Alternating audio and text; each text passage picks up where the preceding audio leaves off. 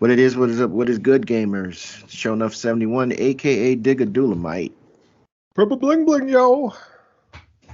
And your auditory canals are tuned into episode 237 of the Gaming Vessels podcast.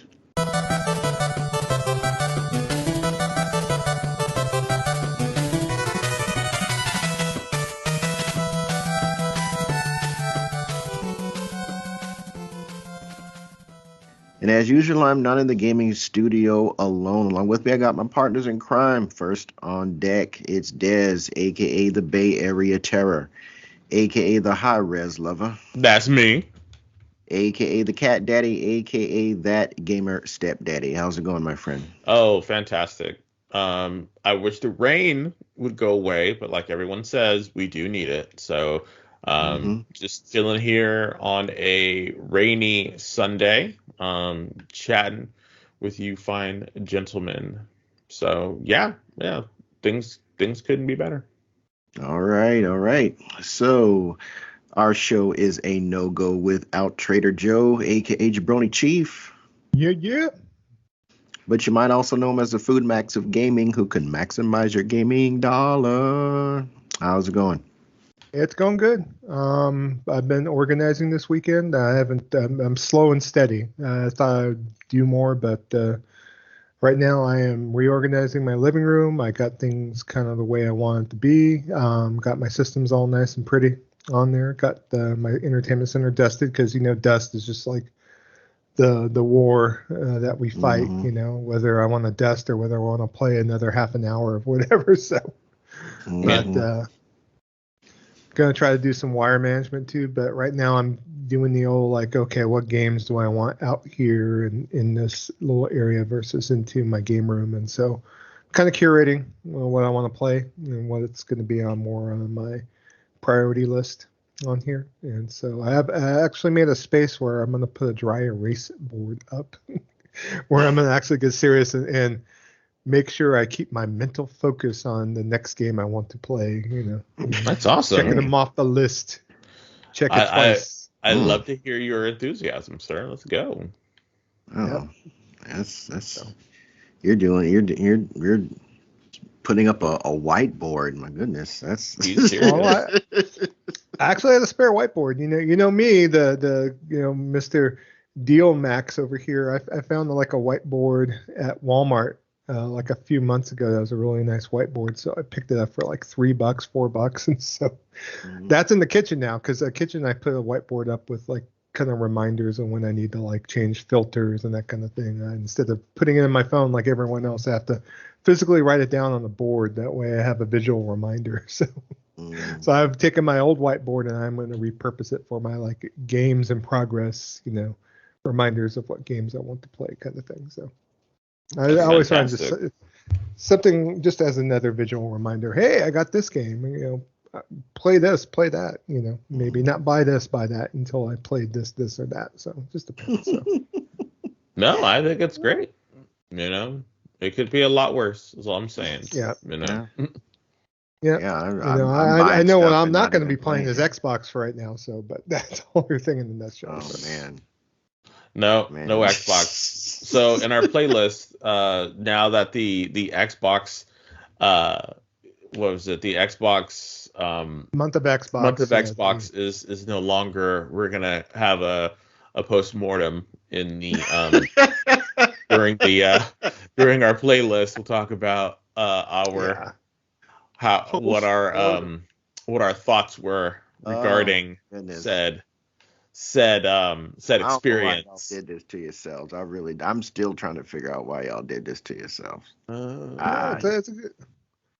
It is what it is. You decide to do it, and that's it. It is done. I don't know. Done. My gaming time is so little to be willing to. That's I mean, Catholics don't do stuff like that for Lent. I mean, wow. I'm like, you're not wrong. So.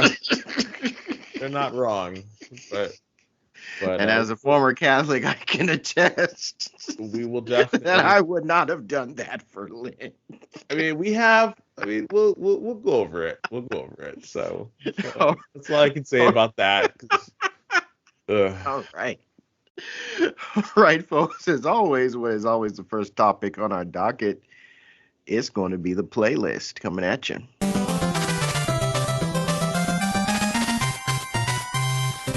So let's kick things off with Jabroni Chief. What you been playing, bro? Okay, basically, I've been kind of getting back in the flow as far as it's almost overwhelming to have the fact that I have actually choice and be able to look at like my game library and see, oh, there's a lot I want to play here, and I don't know where to zigzag next, So It's called this having a week, real console, sir. I'm not gonna get. Don't be all console warish there, sir. Dude, it's too easy. I know it's too easy. It really is. But the main thing, Thursday was our first, February 1st, and so that's the day that we were able to play PlayStation for the first time. I actually took time off work. I took Thursday and Friday off just to take a breather, whatnot. I managed that. I had to work like 4 hours impromptu on Thursday, much to my chagrin. Just shit was blowing up at my office, unfortunately, and it's like, oh, I gotta do it. I gotta take care of it. It's not like it can't be handled on its own, but I just felt the need. So, but Yeah. we got in there. As far as the rest of the week prior, I mean, me and Des were like kind of breaking bread a bit, reflected on this month of Xbox and whatnot. And for all it's worth, there's some good games on Xbox. It's just having to stick with just what's on Game Pass. And, we managed to play a lot of Grim Dawn. And so that's what kind of handled. And I like Ghost Lore. I liked a few other games, that were on the catalog. I kind of regret not playing more out of the Game Pass catalog. I had a few things like Cassette Beast and other things that You still can go back to try, and I can go back. So you can go back on there, but all in all, I mean, we're going to talk about news about the future of Xbox, but right now, as it stands, that box is basically just the back compat Xbox 360 machine with whatever ancillary additional first party Xbox One games. I always mention the Des. It's like, we talk about Recore, Sunset Overdrive, those titles, obviously it's still there. If I want to play, it's not like if I didn't have a Game Pass subscription, that shit would go back to GameStop. I would trade that shit in El Pronto Tonto. Because, I really have no need. I mean, if I'm going to go pick up my old 360 games, I have a 360 here to play those on. So, but I have Game Pass at least for the next couple of years, I believe. So, I'll have access to all those titles if need be once they come out. And if there's any day one bangers, I'll be able to play those without having to pay anything else out of my pocket. So I actually appreciate that. I have Persona 3 Reloaded downloaded on my Xbox, and because Sega wanted to be day one on the service, hey, they're going to get paid regardless. But, we'll kind of pour one out for the good old Xbox. I do want to go back to Grim Dawn. I think that's worthy of some like playthrough with, especially if Des, if you're up for it. Oh yeah, definitely. Playing Grim Dawn actually got me into the itch, and even on the Xbox, I was dabbling and still am dabbling with a barbarian character on Diablo 4, and so I started the season, like I mentioned last episode, and so I am kind of picked that up on PlayStation, so I love the fact that the cross-save kind of works great in that aspect, so I picked up my playthrough with that particular character right on the PlayStation 5, as if nothing happened, if need be, so quite enjoyed that. And then on Thursday, February 1st, I got to play the much, talked about game Grand Blue Fantasy Relink. We did it as part of game night. I got a chance to kind of get a feel for the game again. Didn't get a chance to play the demo prior to actually installing the real game, but we managed because of us going back and forth, trying to party up.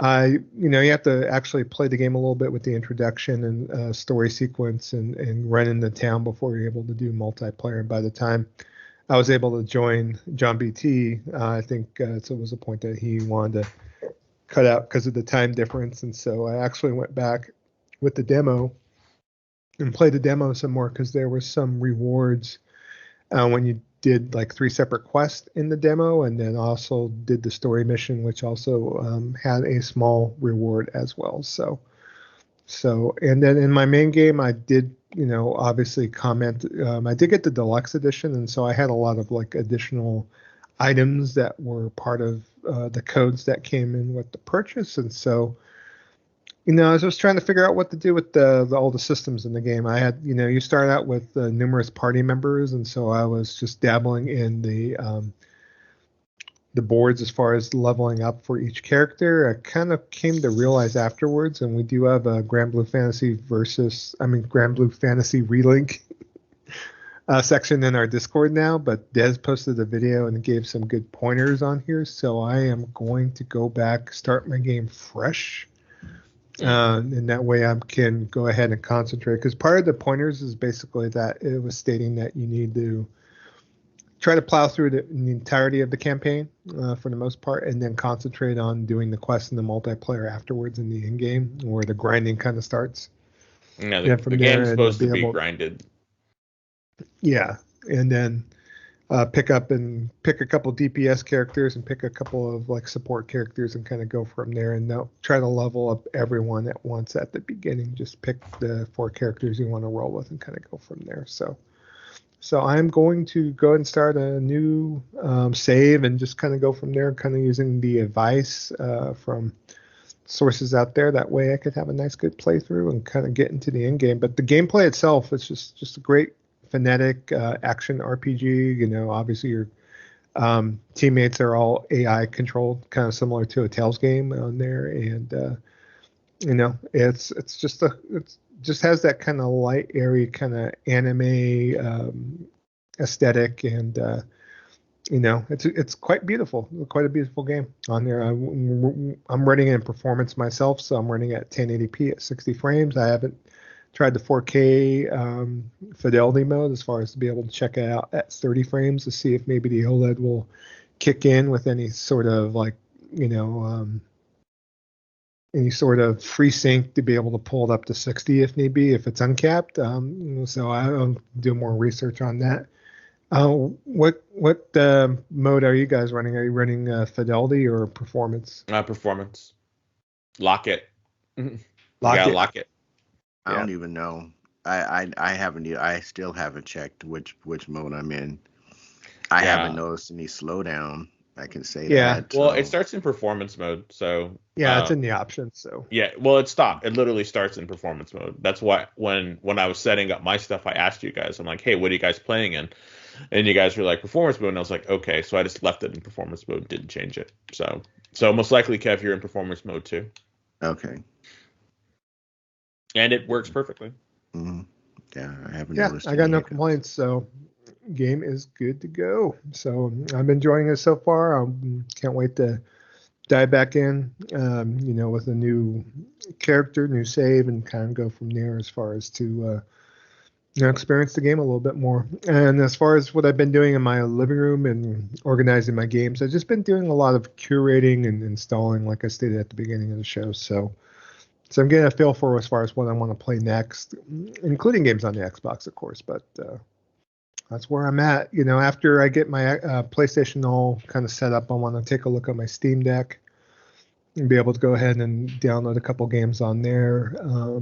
Obviously get some emulators and then help Kev out if need be on there. And, see what's up with the Switch too. I mean, I got a few games there like Super Mario Brothers Wonder. I wanted to go back and play and kind of get a good balance between the systems I have and what I want to play on. Kind of go from there. So that's pretty much been my week. So Des, you want to go into what you've been playing and how your week has been? Sure. Week's been pretty good. I have a birthday coming up, so that was fun. Next Tuesday is my birthday, so celebrated that this week. Went and saw the Wiz. They're bringing it back to Broadway, so it's a classic telling, but it definitely has some newer hip stuff going on. So that was pretty fun. Wynn did that. So I'm happy to celebrate my birthday another year around the the proverbial sun. So, well, I guess it is the sun. So, but that was pretty dope. So first and foremost, I still play um, Grim Dawn. I'm still going to be playing Grim Dawn. I enjoy Grim Dawn. I want to beat Grim Dawn. So I probably just will not be playing it as much as I used to. It really is the only game that I want to turn my Xbox on to play. I don't really want to play any other game on Xbox. And given what we're going to talk about in the news section, I probably won't have to. Um, Stay tuned to find out what that means. So for the postmortem for the Xbox or month of Game Pass or month of Xbox, it's very simple for me. There is no reason to buy an Xbox, unless you really want to have a multi-purpose machine that plays video games. And by multi-purpose, I mean a streaming device. And you do not have to spend that much on a streaming device nowadays. Like, you don't have to spend. There are better streaming devices out there. This is what the Xbox is now. It is a streaming device, for lack of a better word. That's what it is. And if you're fine with that, cool, go with it. Go with God, be happy, do what you need to do, make it work. I am not. I like to play video games, and I want to play video games, and I want my system to be a video game system. I don't want a system that doesn't know what it is or continues to try to be all things for everybody. And even though on the PlayStation you can stream this stuff on it and it will run apps, PlayStation knows that it is a gaming console. You buy it, its main purpose is to play games. I don't think that hasn't been Xbox's goal since TV, and it just shows it given its track record and its roadmap into the future. Everything is pointing to that, with the layoffs, with what we're going to talk about in the news, getting rid of its physical marketing or physical distribution type stuff. All that stuff just points to it being a digital based model, and having a streaming and having the Xbox itself be a streaming device. And if you want that, and perfect, it'll be there for you. For me, I don't want that, and maybe I'm old school, maybe I'm too traditional, maybe I'm whatever. I don't want that. And I think that, and we're going to talk again, I want to talk about it more when we get to news. So, because I have really strong feelings after this month of Xbox, and just seeing, where gaming, console gaming is going. It's a very interesting. We are in a very interesting time right now for gamers, and I really believe that in 5 years, the landscape will be different. I don't know if it's going to be drastically different, but it will be different, and we will definitely see the differences that Xbox is trying to do. Having said that, again, I will still continue to turn on my Xbox to play Grim Dawn, but that's it. I still love Grim Dawn. It's been fantastic. I cannot wait to play more of it. But I will tell you one thing. If it ever comes to PlayStation, I will jump ship faster than a rat on a sinking boat. Like, I will bye, see ya, peace. You thought about playing Grim Dawn on your Steam Deck? Playing on PC? One of the reasons why I play it on the Xbox is because of the ease of playing it, and I know that some of the functions of the controller functions, while good, are not perfect. So I will definitely be checking it out on my Steam Deck. And to tell the God's honest truth, if it looks better and plays better, it probably will, and just feels better on the Steam Deck, I might just abandon it on Xbox as well. I don't.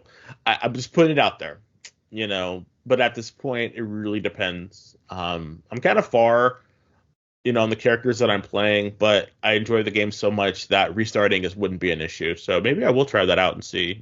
So, but anyway, that's it for the month of PlayStation. Sorry, the month of Xbox. I'm already having a Freudian slip because I don't want to go back. But let me ask you this real quick, Des. Sure. Now that the month is over, Mhm.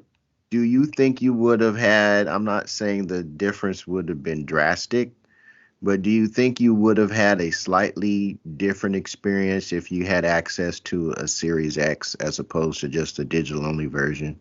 I mean, that way No. you could have at least rented games that weren't on Game Pass No, and I don't just think had so. a better range of stuff available using the controller, using the No. the I features and all that other stuff. I honestly don't think so. And the reason being is because like I shouldn't have to, I mean, I just the main goal of it was to see if Game Pass was or is a viable option. And for some people it is, but for me it was not.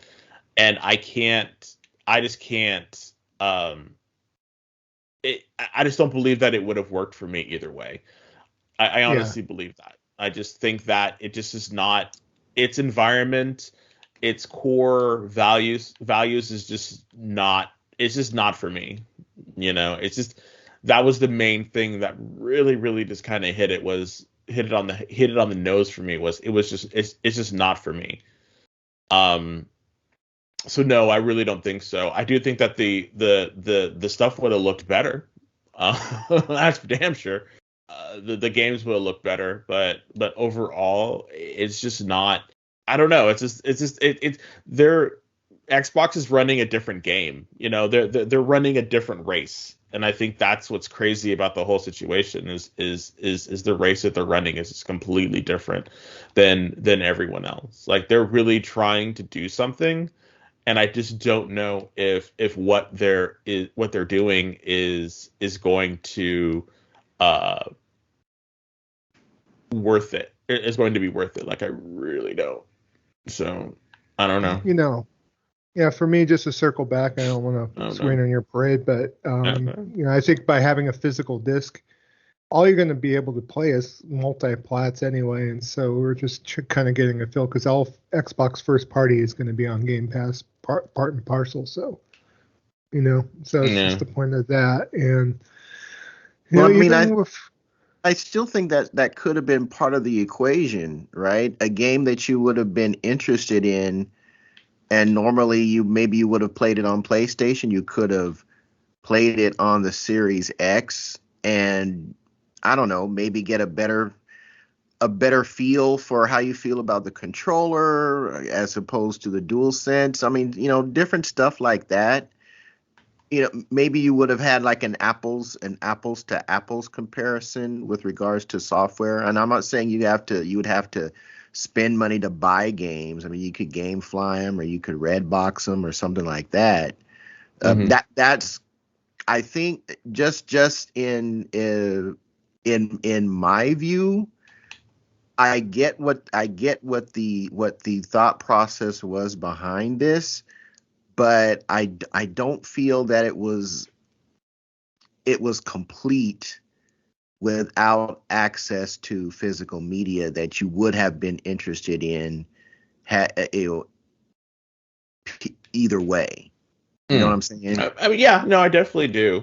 And to that I say Now I'm not maybe going that back. wasn't now maybe I'm that not going wasn't your back. goal. Maybe that wasn't your goal. Maybe Well, your goal was just delve into Game Pass and like you were yeah. saying, but um I just kind of think it might have added another layer of perspective had you had access to that physical media. No, no, and I think it would well, have. Like I think it 100% would have. But one of the things that I really wanted to do was say, like, Xbox Game Pass. This is the future of Xbox. Game Pass is the future of Xbox, and I think that they're banking on that in the future, 5 to 10 years, when they have established a stronger um offering, I guess is what you would say. When they've established a stronger offering, then quote unquote it won't be so bad. It will be, you'll be able to get what you need, because those physicals that I could have rented and used, they're going away. Like, Xbox has no desire to make any kind of physicals anymore. And maybe I did this too soon, because whatever Xbox is offering is not up to snuff right now, or maybe it's not as good as it could be. They spend all this money and they buy all these companies, and they promise and they promise and they promise, yet they have not delivered on anything that made it worthy, that makes it worth spending the money on their console. And I think that's the thing that is just so egregious and ridiculous about Xbox right now, is they really expect the brand loyalty of their customers to kind of carry them right now, and just the level of, it'll be fine, or or copium is what they call it, it'll be there, just wait, it'll be there, you'll see, and it's like, no, it's not there. And given the news we're going to talk about, they know it's not there. So again, this Game Pass is the future of Xbox, and if that and that future, in my opinion, is bleak. And I hate saying that. I really hate saying that, but I believe that that's the truth of the matter, and I don't want that to be, because, like I said before, I've been a huge Xbox fan, and towards the end, I have really, preferred it over Xbox, and over PlayStation in certain instances, but not anymore. And I don't want to sound like an old man, remember the time, remember this, remember that, but that's really what it feels like. Like, that's really what it feels like right now. And I don't want it to be like that, but there's nothing I can do, because that's what Xbox is doing.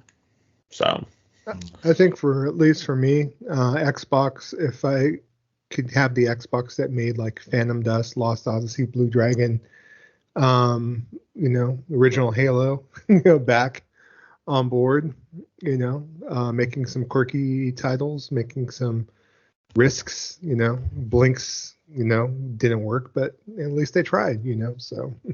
Well, they were hungrier back then, Yeah. and I think right now what they're hungry for is future stability, and they're hedging their bets that digital streaming type offerings is what people want, and they want to corner that market before anyone else can get into it. I think that's what they're hedging their bets on, that the future of gaming is digital, and they are putting all their eggs on in that basket regardless. And at this point, they're just circling the wagons to try to stay afloat until they are able to make that future a reality.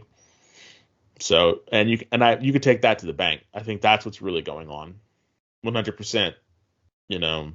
That, for me, that's what's going on. But that was a lot just to say that if you're an Xbox fan, like a really diehard Xbox fan, I pray for you. I want the best for you. But yeah, I don't know. Keep on keeping on. Keep on keeping on. But like Joe said, we are back on the PlayStation. We are back playing games. A lot more choice, which is great. Grand Blue Fantasy Relink came out. I was able to play the demo, got all the demo stuff. And then I loaded up the game and ran into it, and it feels great. It feels great. It looks great. It is crazy the amount of flashing lights you get, and everything just seems to work together really, really well. If you were to watch someone play the game, you might say, "Oh, this is just button mashing. Oh, this is just this. Oh, this is just that." While that can be a part of it, it is not entirely it. Like, there are times where you have to block, and times where you have to dodge, and times where you have to kind of make sure that your button presses are on lock. That way you can do your bursts and all this extra. There's like there's layers to the game that I wasn't expecting, and that's great. But now I'm kind of like, oh, like I really have to pay attention a little bit more to what really is going on with the game, and I think that is just fantastic. It is a great game. Like, if you have not played it, or you do not have the game yet, you really should buy it. It is a lot of fun. To be completely honest, though, it is only about 13 and a half hours for the main story. And that's by design, because they want you to be able to play all of the matches, or play all of the extra content with your friends. I don't want to say that it's a gas game, but I do know that they will be probably releasing new adventures and new quests and new characters. Now, how they monetize this, I have to wonder how they're going to monetize it. And hope that it is not one of these things where you have to be like, oh my God, this is extra money or something. Like, I really hope that they're able to give us these new characters and these new experiences a lot cheaper, or for free. So I am holding out hope that is exactly what we're gonna get, and it'll be amazing. And I really feel that this game is great. Like, I really enjoy it, and I cannot wait to play it with other people, because I know it's going to be a huge cluster F, trying to get us all together, trying to chain our stuff together. And I thank God there's no friendly fire, because we'd be chopping the crap out of each other the way the game runs. It's just like, there's just so much stuff going on the screen. It's crazy. It's crazy. So, yeah, I'm enjoying it, the hell out of it, and I can't wait to play more. The other game that I played was Yohene the Parhelion. Namazu in the Mirage. And if you're not familiar with Yohane the Parhelion, it's a spin-off of this other main anime and manga series called Love Love. And it started off as a story about these 6 girls that were in high school, and they were an idol band. And if you're not familiar with an idol band in Japan is basically, it's like a boy band or a girl group. But what happens is, like Sony Japan or one of the other producers will have a contest, and they'll say, oh, we want these, 11 or 10 girls to try out to be this idol. And then they all try out for it. And if they pick the 10, and then they go off and they have a music career, and it could basically make you a star, in Japan. And then it's really kind of weird, because and then within the group, they have contests to see who in the group is going to be the featured artist for the year, which means they get basically pushed to the front of the group, and they are developed more than the other girls in the group. And I'm just like, wow. So that's what being an idol in Japan is. So I was just like, oh shit. But this is an anime about these high school girls who try to form a group. It's a slice of life comedy type thing. And then it got famous, and then they spun it into this Yohane the Parhelion, and it basically put them in a more um a more magical, magical girl, Sailor Moon type thing. And Yeheni is the main protagonist, and she has these friends who are reimagined versions of these other girls, and they help her out and do other things. And there's another game, Yohani the Parhelion and the Moon of something or another is another game, and that's a Metroidvania. This one is a card battler. It is a card battler, roguelite deck builder, and it is so much fun. It is the cutest thing I've ever seen. If you've played, you know, Slay the Spire or any of the other ones, then you've played this game. The only difference is a new paint job. It's brighter, it's cuter, and that's pretty much it. The demo, it was the demo because the game is not out yet, but you can play it on PS5 right now. It's free. It looks like some of the accomplishments that you get will transfer over to the new game, to the full release game. But it's one of the funnest deck builders I've ever played in a long time, and I really enjoy them. I think there's a lot of depth and strategy that you can implement into them. I think the one failing thing about deck builders or roguelike deck builders is sometimes they're not challenging enough.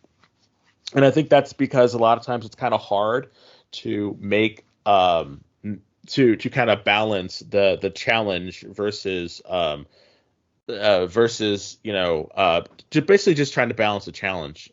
So I think developers skew to it making it a little bit more easier so that way the player doesn't get frustrated. But I think it's a great game. It's, like I said, the demo is out now. You can go ahead and play it. I think it's definitely worth it. And I've just been enjoying the crap out of it, and I cannot wait for the main game to come out. So, but that's my list of the games that I have been playing. Kevin, what games have you been playing, my friend? I've only been playing a little bit of 2 games. Well, more of one than the other. I'll start off a little bit with Tekken 8. Tekken 8? Yeah. Oh, damn. Yeah, I have. I loaded it up and I've started it. It just kind of going into a little bit into training mode. In fact, it was just literally just a few minutes in there, just trying to check some things out. I will say this, and I don't know if I'm sure that this would apply to Tekken 7 as well, but using a leverless controller is a game changer in Tekken 8 for me personally. Wow. If you cannot do the backdash cancel, you are screwed. Ooh. If you're going to play online. Using leverless makes that so much easier. Now, am I saying that this thing is going to turn me into Arslan Ash? No, it is not. But what it is going to do is make this game that I was always interested in a lot more fun. And the reason I was interested in it but never played it, even though I purchased a couple of them. I think the last Tekken game that I owned was Tekken Tag. And I liked it. I thought it was really deep and it took a lot of time to learn a character, but I didn't. It's not virtual fighter level of complicated, but you're going to have to put in some time to learn a character, and you're going to have to put in some time to learn the system. But the thing that kept me at bay was, okay, I get reasonably good with a character. And then I go online and I just get demolished because people understand the movement and can do the dash cancels. And there's a great video by Rolfmonger. I think it's Rofmonger. I'm probably misspelling his YouTube channel, but it is Rolfmonger.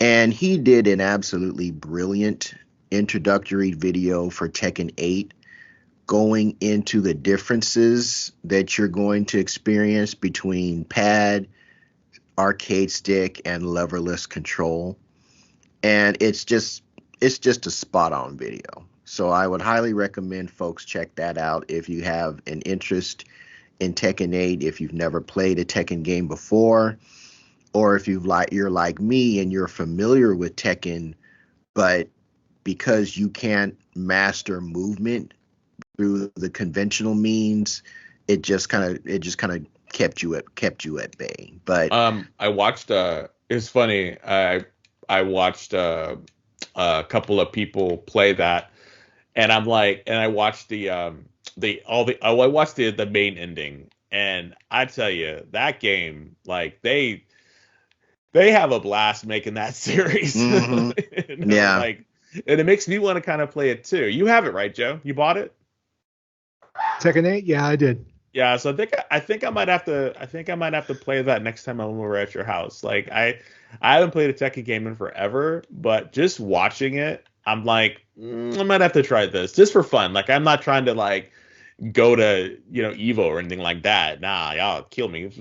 So no. There's a Tekken 8 demo you could download too. No, so. I want to play the full one. I want to go and like it's one of those things where I want to play against like you and like have fun and stuff like that. Like it's not a game that I really want to put that much time and effort into, like playing it. Got it.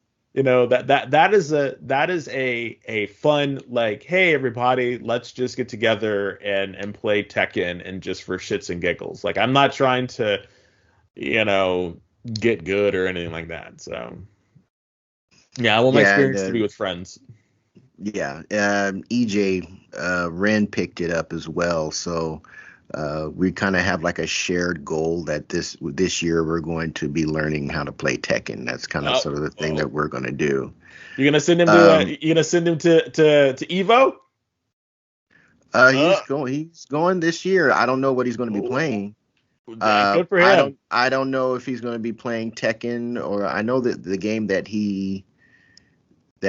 that's his primary game, which is Smash, is not part of Evo anymore. And I know that this was probably last year was probably the last time Dragon Ball FighterZ is going to be a featured game at a major tournament. Their ending announcement left some people very disappointed, and they're done with their tournament circuit as of right now. They're just concentrating on putting in a rollback code into the game, which they still haven't completed, and that's his other game. But yeah, so that's going to kind of like be our joint goal for this year. I just got to try and find the time to play it. Mm-hmm. And the other game that I played, of course, was Grand Blue Fantasy Relink. I love the game. Don't get me wrong. There is only one thing, and I'm not going to go over because you guys were timid about the game or mine. I'm just going to say the one thing that I found a little bit disappointing, even though I understand the reason why they did it this way, is that the new characters that you can add to your crew, they're almost like bus passes. Like you get them from the merchant, from a merchant by trading in some things. You get the add a crew member card. Yeah. And I was a little bit disappointed with that, even though I understand why they did it this way. They wanted to present a focused story around a focused group of characters, around a focused situation. I understand all that, but it's a little bit disappointing when you're getting have the option to add all these people to your crew. And these are people, from what I understand, like Siegfried is a pretty big, important character in the lineup of Grand Blue. Oh, I didn't And know that. he's just like a dude that you can add to your crew. Don't know where he comes from. Don't know why he's there. He's just, Oh. it's like he bought a bus ticket or an airship ticket, and you selected him. I choose you, Siegfried, and you can add him to your Oh, I didn't crew. know that. Yeah, it's a little bit disappointing that all of these other characters that I'm sure have a great and interesting lore and story behind them. If you're familiar with them, going back to the mobile game, it would have been nice if they could have implemented them into the story better. But again, if they would have done that, then this probably would have been like a Final Fantasy VII Rebirth type deal, something on 2 discs and taken, 110 hours to finish. So Yeah.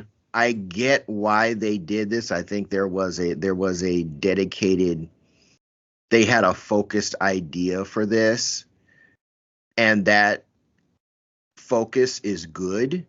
I just wish that the introduction of new characters was done a little bit more in depth, for lack Mm. of a better, because you're just select a character, and if you have a ticket, you can select any extra character and add them to your crew, and there's just like this brief entrance where they walk on board your ship. There's no dialogue, there's no background, there's no nothing, and then when you complete a level or complete a story mission with them, they're not in any of the cutscenes. Yeah, I know that, and I was like, wow, that's kind of mean. Yeah, yeah. So I mean, I get it, but I just wish a little bit more depth would have been applied to adding more characters to your crew. But that's really my only complaint about the game. Otherwise, I think it's just been absolutely fantastic. So uh, that has been my gaming week. So we're going to move on to our next topic on our docket, and that's going to be the main event.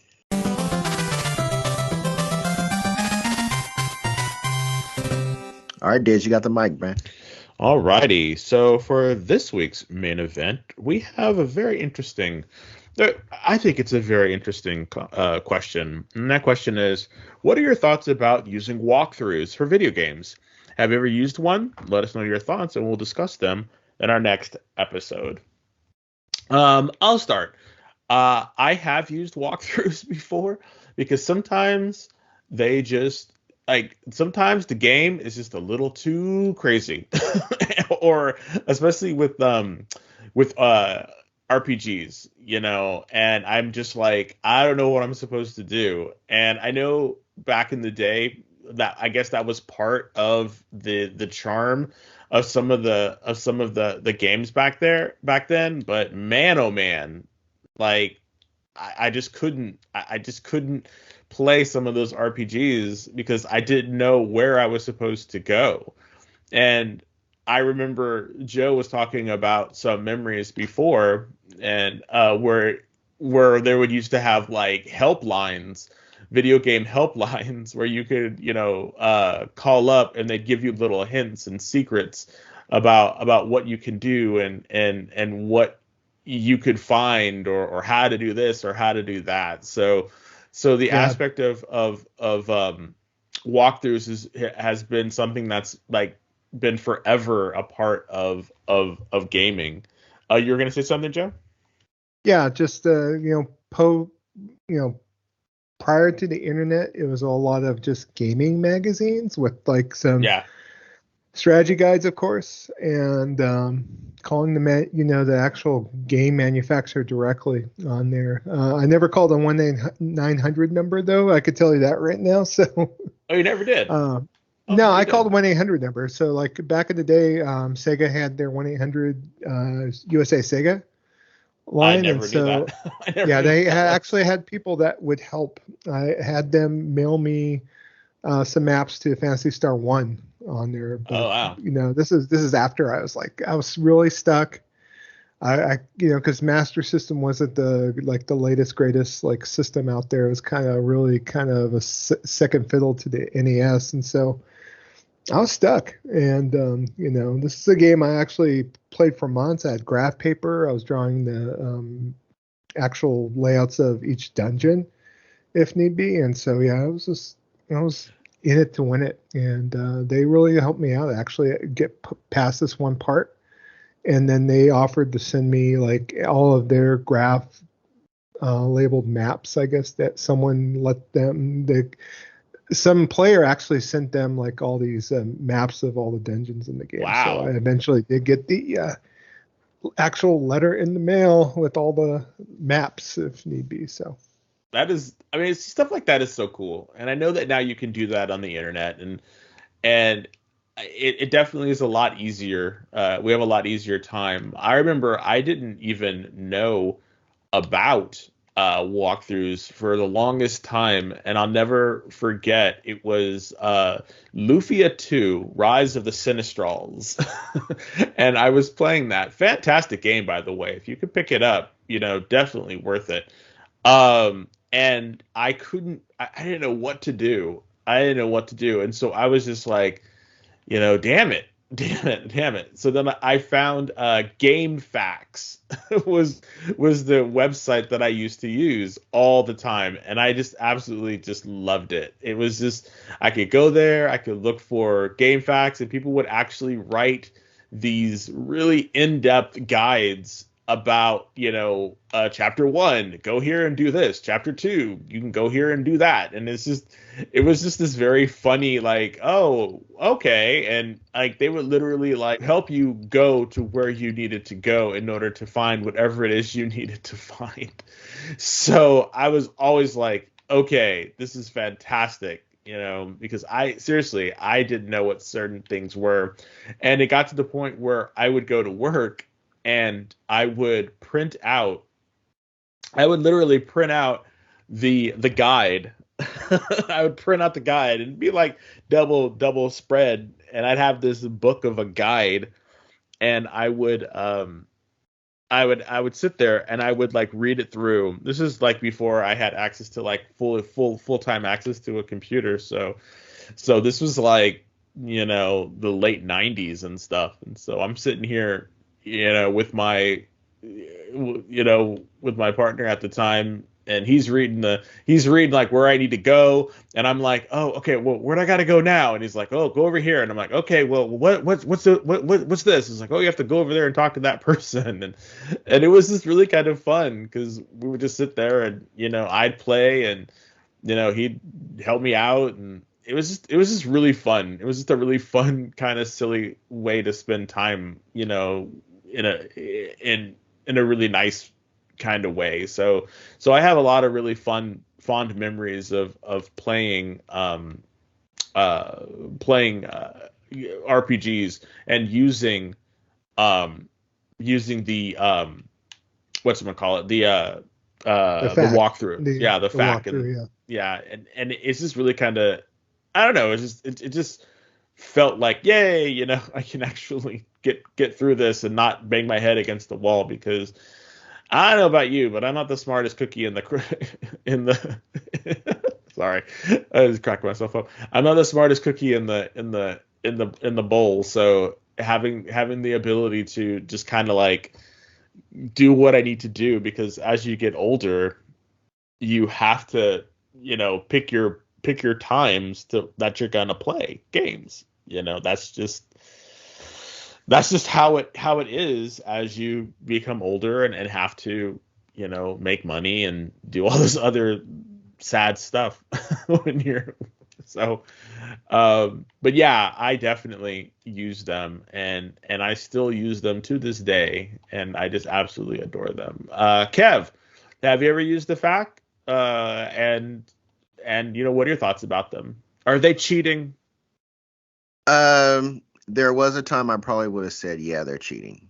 And that was when I was a teenager that had no responsibilities, no bills, and had multiple hours a day to go zombie in front of my 15-inch TV set and play games all day. Now, no. So my history with guides, there are only two guides. I think I bought several different guides over time, just primarily because I thought they were interesting books. I like the art in them. Yeah. I had a guide for Tekken Tag because it had all the moves in it. I had a guide for one of the Legend of Zelda games. It was it Majora's Mask? It might have been Majora's Mask. And I didn't even bother. I didn't even finish that game. No, was it Majora? It was one of the N64. How many? There's only two. Ocarina of Time two. and it was Mask. Ocarina of Time. Because I didn't play Majora's Mask. And I bought one for Final Fantasy VII.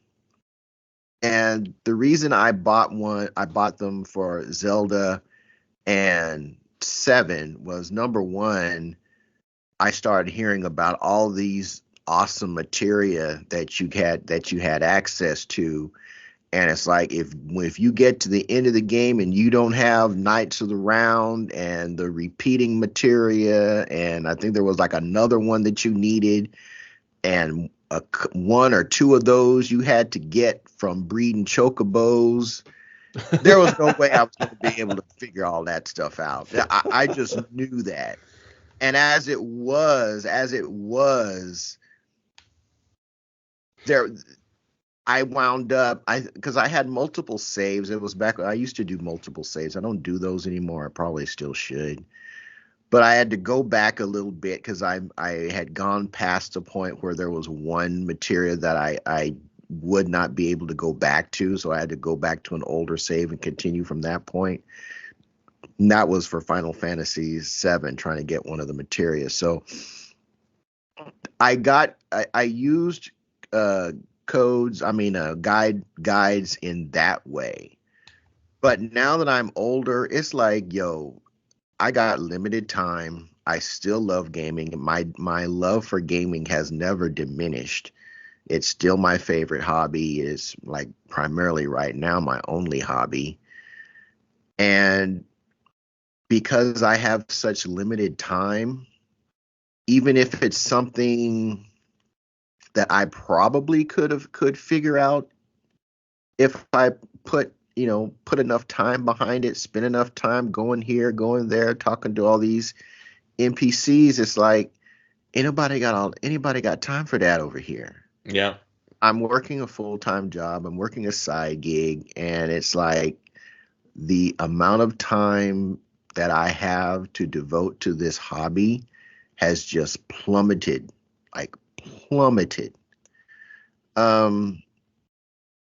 So yeah, but I have always used stuff like GameFAQs for fighting games, because when you were in the arcade, or when you had some new fighting game at home, you didn't always know how to do all the moves, and sometimes even the instruction manuals didn't have all the moves to the characters that you were using. So places like GameFAQs was where I went to learn how to play the latest Fatal Fury game, whatever character I was using. Like, I didn't know that there were something called pursuit attacks in was it Fatal Fury? It was not Real Bout. It was It was either Real Bout 1. I know they were in Real Bout 2. It was either Real Bout 1. I think they were introduced, or they might have been introduced in Special. But it was a point where if you knocked an opponent down on the ground, they hit the ground, you could do what they called a pursuit attack, to do an attack that would attack them while they were still on the ground. That was good for like 1 or 2 hits. I didn't know that. I never knew that. Playing that in the arcade. So it's like I was using my one of my go-tos was Andy Bogart at the time, and he had a move. Yeah, it was real bout. It was real bout special. And he had his pursuit attack was if he knocked somebody down, he got a hard knockdown, he hit them with shurikens while they were on the ground. And I never knew that. The times that I was going to the arcade playing that game, uh, didn't know it. By the time I even had the Saturn version, I still didn't know it. And then I wound up going to GameFAQs and just there was something I was trying to figure out I can't remember if it was for Andy or for one of the other characters that I used. And I'm going there, you're scrolling through and they come to this section where they have universal moves and it's like pursuit attacks. And they showed you how to do all the pursuit attacks for all the characters. And I was like, whoa, I didn't know you could do that. So I loaded it up on the Saturn and tried it. And it's like, sure as you're born, yeah, you can do these attacks with enemies when you get a hard knockdown. So you're like, oh, damn. Yeah. It's like it kind of opened up my world. But now, like, absolutely for sure, I have no problem utilizing a walkthrough. Now, probably the only game that I won't use a walkthrough for is probably for like a straight up action game, like a Devil May Cry type thing, a beat 'em up, because that is still my thing, getting into the meat and potatoes of the combat system, the upgrade systems, whatever they may be.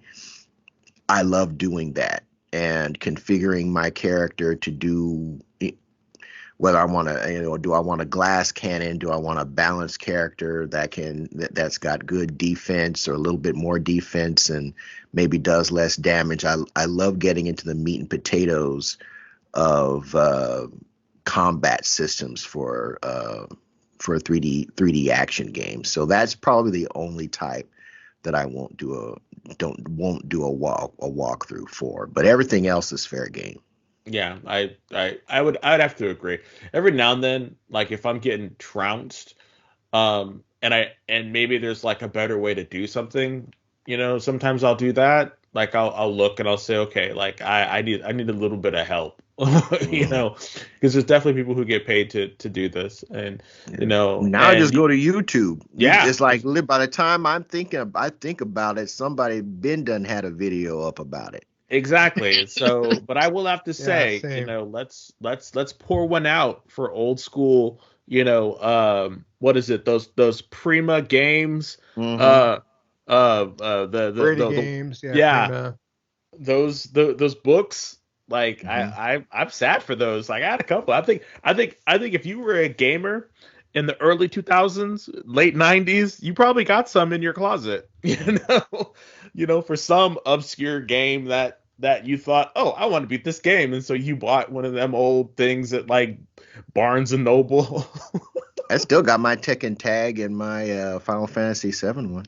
Yeah, I remember Joe used to pick them up for pennies on the dollar, when they would get closed out. So don't let Joe fool you. Joe was like a librarian over there, saving them books. He was like, my babies, I gotta save them.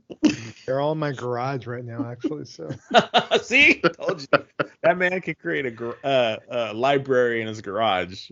So, but they're in boxes still. But as far as my 411 on this, I mean, all throughout my gaming history, obviously back in like the 8-bit days of whatnot, magazines were also a good kind of resource if need be, even back in as well on there. But 16-bit especially kind of bumped it up a little bit. One thing I kind of remember is that I like buying games from Die Hard Game Club back in the day, 'cause never heard of that.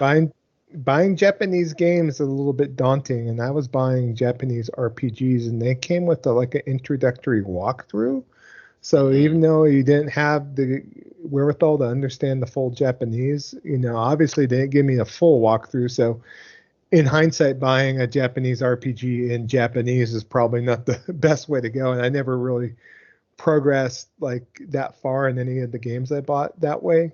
But the allure of having a FAQ being sent over a walkthrough, kind of baited me into purchasing. So I bought like Breath of Fire. I imported that prior to it being released in the U.S. and actually had a Japanese Super Famicom cart.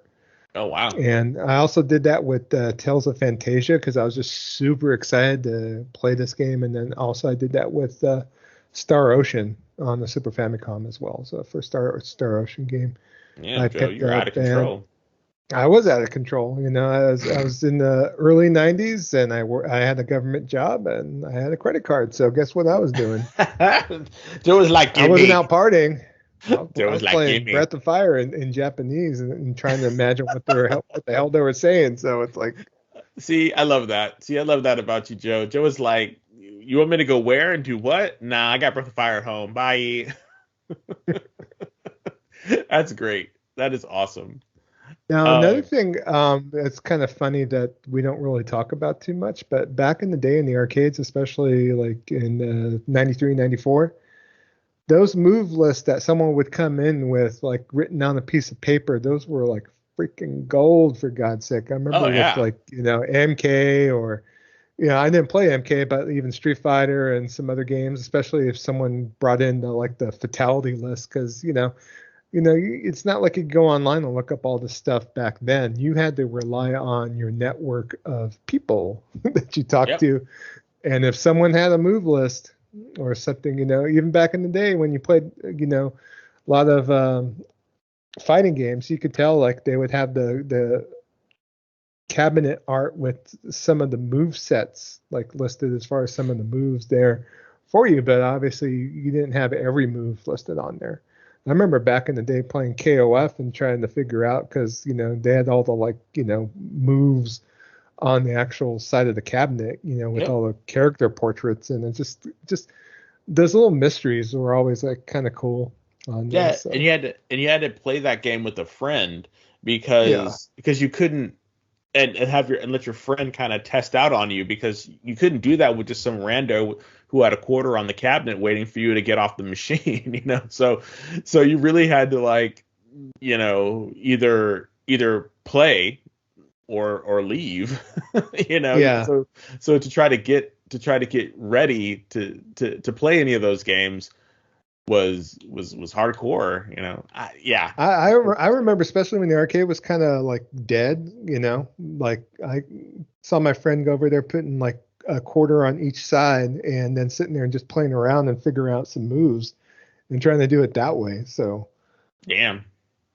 And just letting the time run out. Yeah. So it's just like trying to figure out, go from there. But, after that, though, of course, strategy guides were also very good. There's particular strategy guides I really like Game Fan had some strategy guides they brought out. And then the same writers of the Game Fan strategy guides, they left Game Fan and they did Versus books.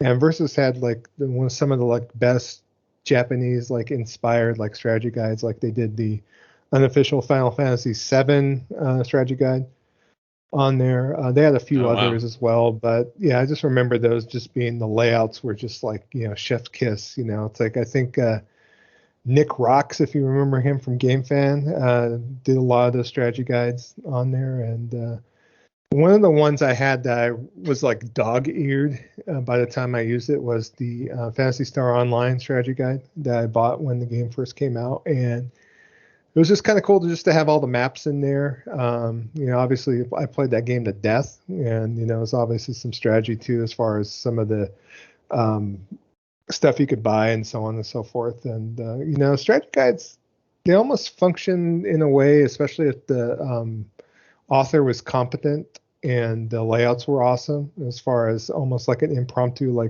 pseudo art book for the game. You had a lot of the materials above and beyond what would be in an actual game case, or in the manual. God forbid games had manuals back then, so. Mm-hmm. Yep. And a lot of times, especially with a JRPG or a big game, buying the strategy guide was almost like a given. Obviously your game retailer of choice back then, GameStop, Funko, or EB would offer a discount on the strategy guide if you bought the game at launch and so on and so forth. So yeah, it's going back to those days. So yeah, I forgot about that too. Like they would have it like the day of the release. They'd have like the game and then have the strategy guide right next to it. And I remember buying Jade Empire, and because I was on my head for that game. Like that was like, oh yeah. And so I bought the still one of my favorite games. I bought the strategy guide for that, and I was like, whoo! And I used it to death. Yeah, I totally forgot about that, Joe. It's just like they just had it. They're like, all right, let's go. You need this. You need this. And I'm like, no, yeah, okay. Yeah, prior to the Halo Cat helmet and everything of the day when they started doing collector's editions, it just used to be about buying the game, buying the strategy guide day of, and you were done. Going home and have at it. Yep, sink of time.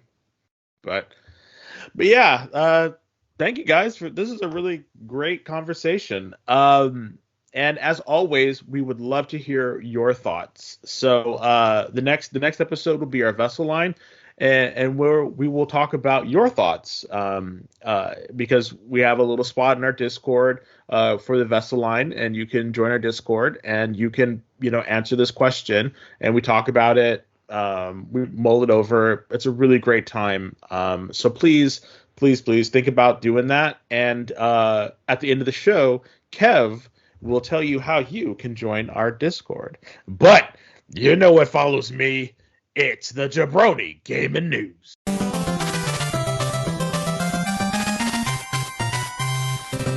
All right. Thank you so much, Des. You're welcome, my friend.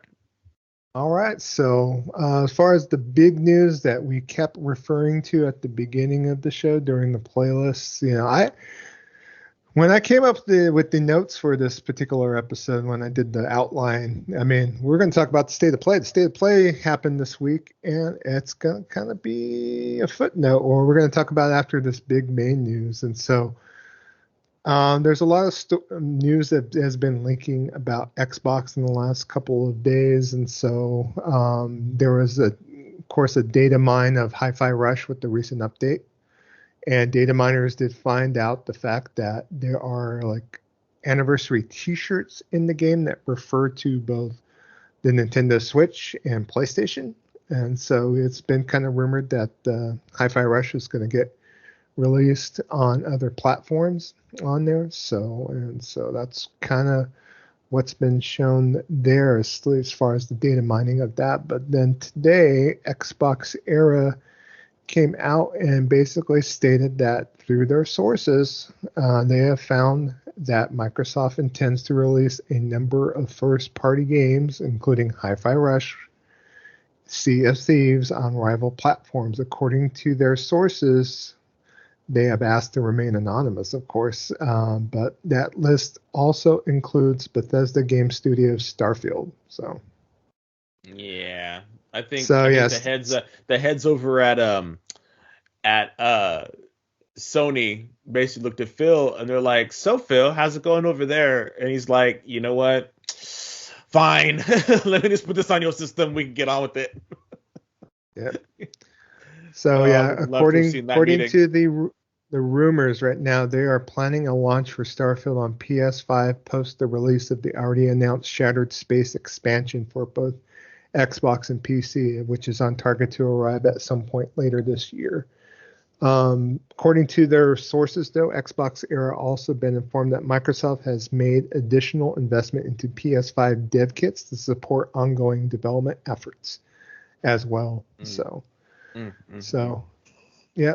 And, according to the, because there was another Bethesda employee on Twitter that commented that Sarah Bond was going to make a statement coming up in the next month and a half, like right before the end of the fiscal quarter, that they were going to make a statement as far as their new direction as far as Xbox is concerned. Of course, that same Bethesda employee deleted the tweet and now has made his account private for some reason or another. So what? I don't know why. Say it isn't so. Yeah. So Maybe someone let the cat out of the bag and put their name on something that shouldn't have been per se named. But there's further leaks. Tom Warren from The Verge commented the fact that Microsoft is considering putting both Indiana Jones and the Great Circle and Starfield on the PS5 on here, according to what he's heard, that Indiana Jones and the Great Circle might not come date and date with the Xbox and PC version on Xbox Game Pass, but it will eventually come over for other console platforms on here. So it's just the point that, what's the old saying, where there's smoke, there's fire kind of situation. These people are burning up then, if that's the case. Yeah, pretty much so. Not surprised. There's some other statements too. There was noted Xbox bloggers, of course, talking about said things, and I know that what's that one guy I referenced earlier, Kev? As Randall Thor, I think, right? Yeah. Yeah, Randall Thorpe made a tweet earlier today after the Xbox era story got out, basically stating, the first of lots to come. Some will shock you, with some googly eyes on there. So take that for what it's worth. I mean, a lot of Xbox fans are not exactly happy, about this. So I've seen a lot of impressions. Some people saying that they're done with Xbox. Other people saying they're cool with it because they get to play all the Xbox games day one on Games Pass because they already have a subscription. They don't have to dole out any additional money if need be. But there's been varying degrees of impressions and sort of wherewithal as far as the kind of opinions of this on here. Noted Forbes writer Paul Tassi said, "This is the most embarrassing shit I've ever seen," quote unquote. If you're Microsoft, it shows you have no faith in the Xbox ecosystem, goes counter to all the Game Pass claims, throws your fan base into chaos with no public comment. It's not just waving the white flag, it's shooting them out with a t-shirt cannon. That's what he had to state. I mean, honestly, I couldn't have said it better myself.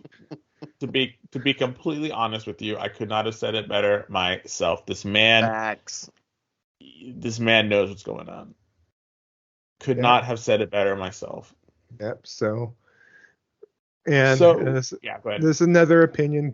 Gene Park, a noted writer for Washington Post, it says, "Why are people getting mad their game is on a different plastic box?" He stated, "Because if $500 meant a lot to me, I'd be salty to invest it on the plastic box that only had Starfield but not Final Fantasy VII Remake and Spider-Man. Instead, I could have spent it on the box that does have all of those games." Yeah. That's it. Buyer's remorse. So this is what I was talking about, if you didn't know, because this whole thing just has made the month of Xbox a complete and utter waste of time. Like a complete and utter waste of time, because in the long and short of it, it does not matter. It does not matter at all, because it's all going to go to PlayStation anyway. First party games. And didn't they say something a while ago that they wouldn't have any first party games going to the PlayStation, and they were building up the Xbox brand and all this other stuff. And now, with the phrase was, "Our games will be where Game Pass exists." Yeah, well, I guess that's still kind of true, but because it's still there, it's still on Game Pass. But geez Louise, folks, like I don't know. It's so hard to be an Xbox fan right now. Like, Phil, what are you doing? I have no idea what you're doing. I have no idea what is going on. It shows incredible weakness, and it seems like you are so invested. Like, he's really listening to me, but you feel like you're so invested Oh, And Sarah Phil Bond might working be on the his one to talk Phil's about getting too, but his parachute together. He ain't worried about what we saying. He ain't that's worried about true. their fans are saying. He ain't worried about nothing. Phil is straight up like, oh, really? Oh, well, have fun with that. Bye. I got an island to select. Wow. look at the picture and the outline just to see what Phil's going to be making the statement on this next, It's just so sad. Like, come on, man. Come on. Like, it's like that. It's like that Star Wars theme. You were the chosen one. It's like, what are you doing? What are you doing? What are you doing, Phil? Stop it. I don't know. I really hope. I really hope that this is what they need. I do believe that this is a stopgap measure for Xbox as they work on what they're doing. I think they're basically like, look, we can make a few more bucks with this while people are while the studios we purchased are doing their thing, while we beef up our options for our Game Pass selection. And I think they're looking at this as a stopgap measure because they're hopeful that in 5-10 years it won't matter because they will then have created their pseudo Netflix sort of empire that they think that they're gonna have by doing it this way. That's the only thing that I can think about in when I look at this and when I think about what's going on. That's literally the only thing that I can imagine is going through their heads right now is that we need to build this up. We need to make this better for our folks because right now it's pretty crazy. Like it's so just mind-boggling. It's just mind-boggling about what's going on right now. Like I don't understand. Really don't understand. Mm, mm, mm. Well, this is what happens when it's two things. Both two parties are at fault here. Number one, you have a fan base that has become so enamored with the Pied Piper effect of Phil Spencer that anything that comes pouring out of his mouth, they're going to co-opt it like right away because he's a nice guy, because he jumps into people's party chats and, plays, Halo with them or whatever. And he's constantly on Twitter, constantly interacting with people. So you've got that, and I have never understood that about not just him, but about any corporate person for any corporate entity. I just don't understand that cult of personality that goes on amongst that. So you have that, and you have a company that made the mistake of systematically convincing their fan base that they don't need to buy games. That all they're going to do is wait around and kick back and wait for all these games that they want to play to show up on Game Pass. And I think Game Pass could have been an overwhelming success if the third-party developers did not realize that they were getting shortchanged. Why aren't these big blockbuster games that everybody's talking about not showing up on Game Pass? Why? It's because these companies have put too much into R&D, put too much into building these games to allow a set low dollar value be applied to their game so it can be on a service. It would not make financial sense for them. And the cold-blooded thing, when you look at, I'm sorry, when I looked at that developers thing that Xbox did, Avowed looked like it could be running on my iPad. It did not look like a game that I would expect to be running on a $500 12 teraflop console. Sorry. Because it can't. Because it has to be backwards compatible. That's the problem. Well, it has to be on the S. Sorry, that's what I mean. So not backwards compatible. It has to be on the S, and it's not a stronger system. It's not.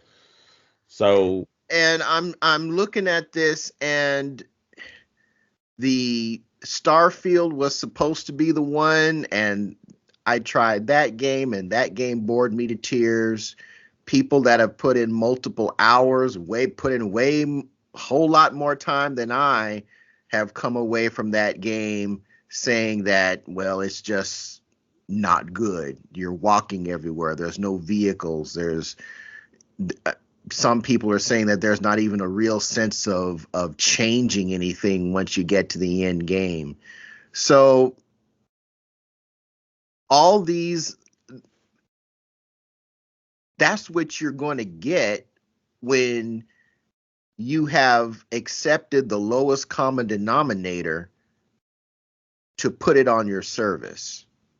And the gaming public, those people, those people that, rocking with Xbox and Bleed Green and, all these Xbot podcasts that are constantly out there spewing their nonsense, these people have to take a share of the blame because they went out there shilling for this nonsense when the legitimate fans were saying, hold on.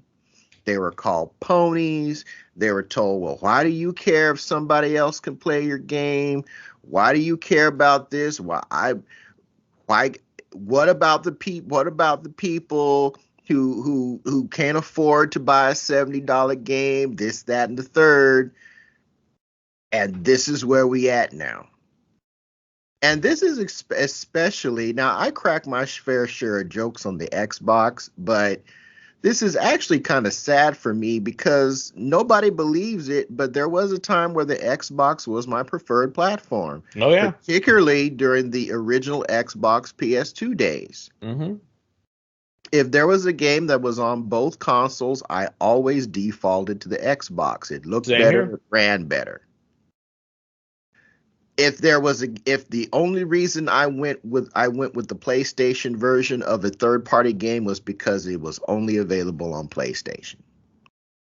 And I remember playing games like Crimson Skies and Mech Assault 1 and 2 and the original Xbox, and to a certain extent the Xbox 360 in its early days. I agree with a lot of other people. It kind of seemed like an extension of the Dreamcast.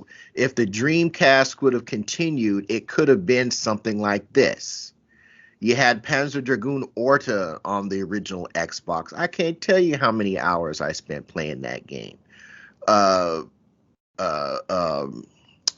people that what was the company that started Halo? Bungie.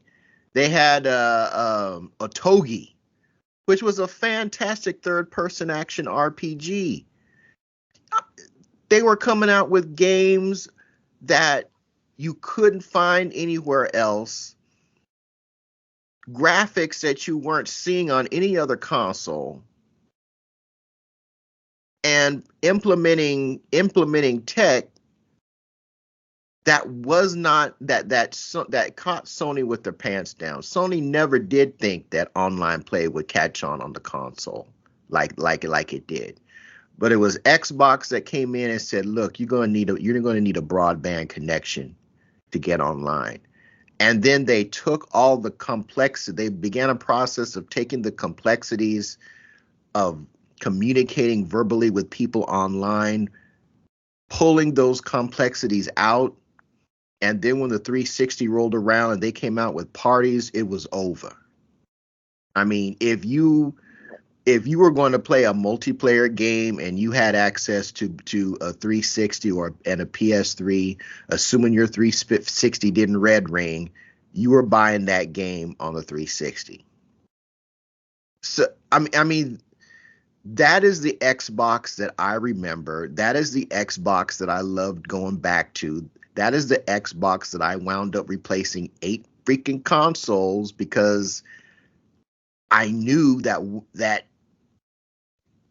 where I wanted to play because of everything that it was bringing to the table and the things that PlayStation at the time wasn't doing.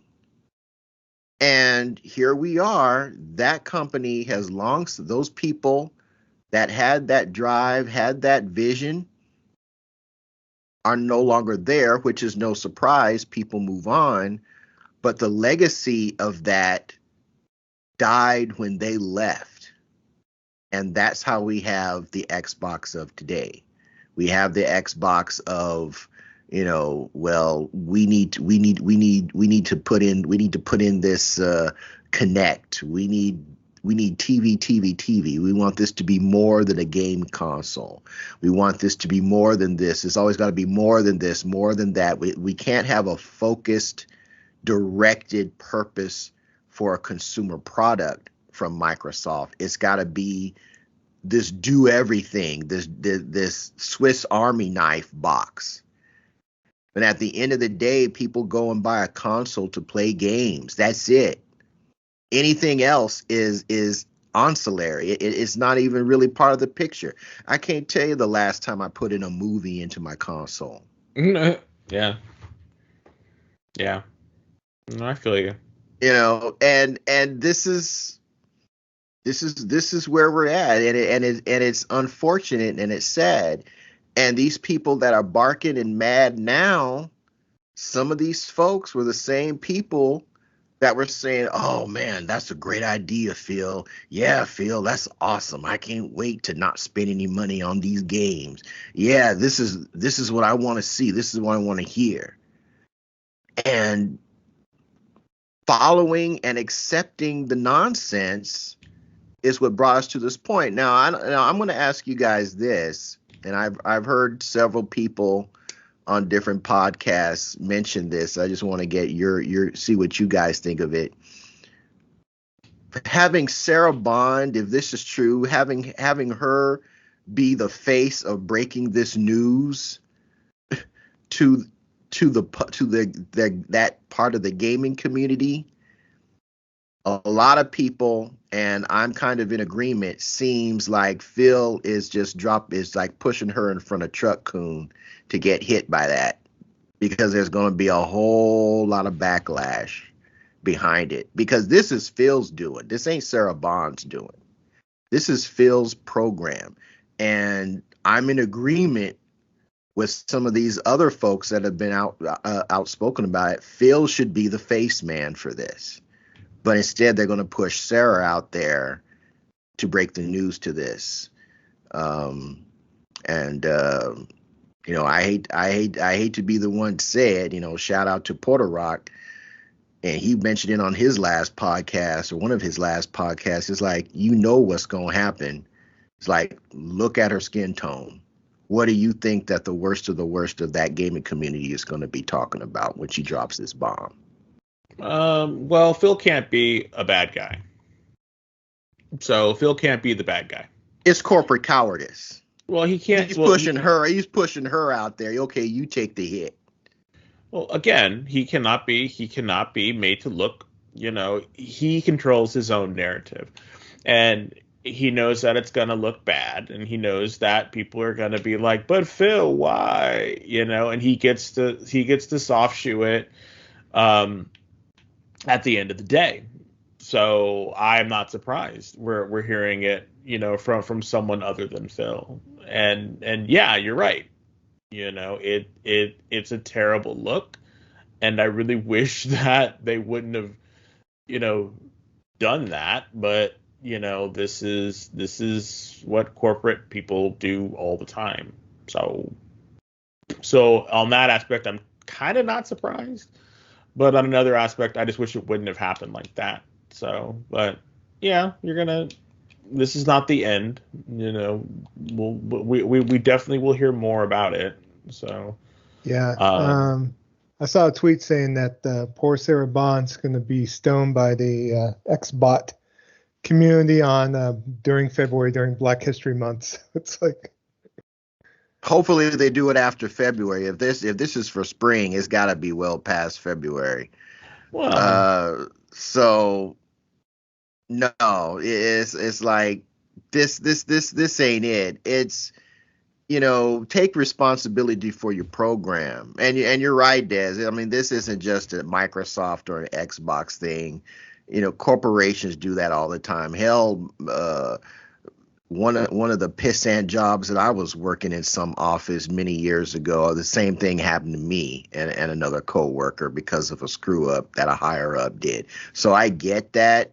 It's just, you just have to say, like, it's damn. just really, it's like, yeah, it's like, dang, it's like, I mean, Sarah's gonna be okay. She seems like she's corporate tough, and she understands what's going to happen, and she has made it this far, and she ain't gonna let a bunch of troglodyte fanboys get her down. But at the same time, it's messed up, because these are the actions and decisions of her higher ups. And but they say, okay, you be the face man for this bullshit. There you go, right in front of Truck Coon. Yeah, and it's like, just kind of messed up. Yeah, they were like, hey, you want some extra money? Sure. Well, fine. Hazard pay. It's like hazard pay. There you go. It's hazard pay. Yeah, the Xbox community is like kind of up in flames right now. I know our friend Tim Dog is live streaming on X right now with a hosting session, and it's titled "I'm Not an Xbox Fanboy Anymore." So he is. Wow. Well, I don't blame them. First party games. I feel like that gif of the brother sitting back eating popcorn while like watching the nonsense take place. This is like a catharsis, right? Almost, because people have been telling folks that this is what's going to happen if you don't put a stop to it as a consumer. And people been saying this for the past 5-6 years, and nobody wanted to listen. They were called fanboys. They were called toxic. They were called this. They were called that. Ridiculed on Twitter, Facebook, you name it. And lo and behold, pigeons have come home to roost. And, or what is it, pigeons or chickens? The chickens have come home to roost. And it's like, tried to tell you. But again, this is not, but we still have to remember, this is not about us. This is not about you and me and us. We are dinosaurs compared to them. They are, by they, I mean, Phil and them, they are looking to the next generation. They're looking to people who don't mind owning, who don't want to own their stuff. That is what's going on. And so they're willing to eat crow if they truly believe in their heart of hearts that they will be successful in the long run.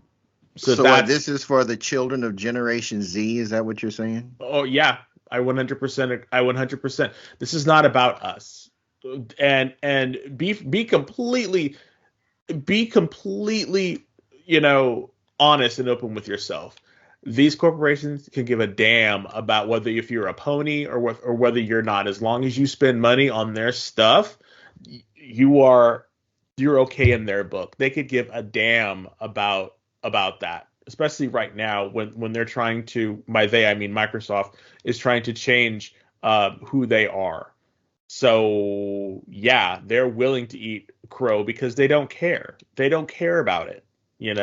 That one guy who's sitting there doing that thing about like, I'm no longer an X fan. They don't care. They're like, okay, bye. They don't I know care. there's social media, like, good old, like our buddy Aaron Greenberg, talks to Tim Dog and talks to all the other noted ones, Colt Eastwood, all them folk on there. And they don't Yep. care.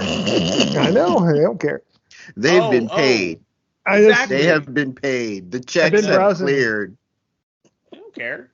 I've been browsing the Resetera thread about it, and there's a general manager of Xbox that's on Twitter that's been liking a lot of tweets saying about the fact that multi-platforms will get more games in the hands of all users, all gamers, if need be. So, and he's sitting here liking a bunch of tweets, kind of talking about that kind of stuff. So, okay, come on now. I know. Okay. But it might be the viewpoint that they're gonna say, and it's like Phil wants all gamers to have access to all games.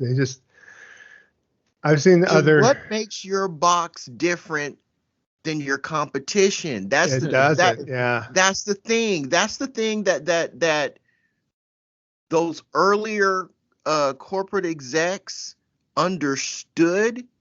Yeah. That Phil and company cannot get through his thick head. What makes your box worth owning? What? And here's PlayStation folks sitting in the back, watching, eating popcorn, talk about, so that still means they're not going to get Spider-Man, right? Okay, sure, we're good. It's like, come on. Why would they? Exactly. And by the way, I would feel the exact same way if the roles were reversed. Oh, 100%. It's not because 100. Loyalty, for me, consumer brand loyalty comes from a product doing what I expect that product to do or exceeding my expectations for that product. And right now, as of right now, as we sit at February 4th, 2024, PlayStation is meeting my expectations and exceeding them in a couple of points. So as long as they do that, they will continue to get my disposable income. When they stop doing that, I will get mad and I will complain, but my support of that platform is going to stop. Yeah. That's pretty much it. Here's a take from Jeff Grubb, noted from Giant Bomb on Twitter. He stated, Xbox accepted the console war is over. The big change is that it's going to stop pretending that isn't the case. They got to move on eventually, and it's better to go with a go big strategy. I don't care that much, though. These games will keep working the same for me. And he's also commenting, look, Sony will get away with higher prices, but it's not like it's clear sailing for PlayStation. Sony won, and so what? It also doesn't know how it's going to fuel growth outside of squeezing more money out of the same mega fans. So that's another equation out of all this. Once you take Xbox and Microsoft out of the equation, what's that going to do for Sony and PlayStation? And in fact, really and truly, when you think about it, the handwriting's been on the wall. It's just Xbox hasn't really kind of come out publicly to say that pretty much the gig is up. And so, what gig? Like the cost of gaming and stuff like that? No, I'm just talking about the gig is up, as meaning that they're not able to compete with PlayStation. Because they're not playing the same game. People don't understand. They're not playing the same game. Yeah. Xbox is not racing with PlayStation. They're racing with Netflix. They're racing with Apple TV. They're trying to be like them. They are not trying to be a game box. They're not trying to do that. Yeah. And they will, and that's why in the long run, this doesn't matter, to them, because what's going to happen, or at least what they believe is going to happen, is that once their first party titles start to actually develop, or do something, because I really believe that this is just and people can say whatever they want. I do believe that this is a holdover from the whole TV stuff when they're trying to be everybody. They're trying to be everybody. It is everything for everybody. And, they basically rolled that shit back, but it's still there. It never left. And so once we realized that, and that's why I say it's not about us, you, me, and this the old generation of gaming. It's not about that. It's about what's coming up next. And so they're not running this race, and you don't spend that kind of money to buy or acquire these type of companies. Just let them sit there. I think what we're not privy to is probably a lot of this stuff that they spent money on, and the development times to make these games are a lot longer than they either expected or were anticipating, and they're having to do this as a stopgap measure for something else that is going on that's behind the curtain. That's pretty much, in my opinion, that's what's happening. And they looked at it and they said, well, we don't have anything. They don't have anything in their line that of exclusive first party games that entices enough people to buy their console. That's what happened. So in order to have a stopgap measure, they are putting it out there. They're like, look, if we can at least garner more people to play our games, maybe when the next cycle happens of boxes, people will be like, okay, now we can offer more exclusives. Now when, Activision or whoever else they bought, starts churning out the next big multiplayer game, then they can say this is exclusive on the Xbox X2 or whatever, X squared or whatever they're going to call it. They gave up this generation. They gave up. They're like, no. So they're playing for like 10 years from now. That's what's going on right now. And Xbox people now are going to have to just suck it up. And this is your team, folks. This is your team. Like, Super Bowl's coming up, and if your team didn't make it to the Super Bowl, this is your turn. This Xbox people, and y'all want to be like bots and wear your pride and your green and everything like that. Now's your time to buck up. Stick by your man. Stick by him. Stick by him. Come on. This is the time when you got to show your love, for all of that. I can't show love to somebody who ain't showing love back, bro. I'm just saying. I can't. That's what's happening. It's an abusive relationship. It's like your girl done cheated on you with 5 different dudes, come home pregnant, don't know who the daddy is, and then you talk about I want you back. No.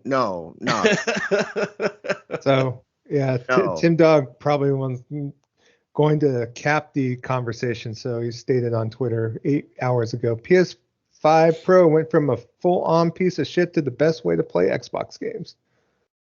So that's wrong in itself. He's trying to cope. He's trying to cope. He's coping. Like, seriously, he's trying to. See, that's right there, Kev.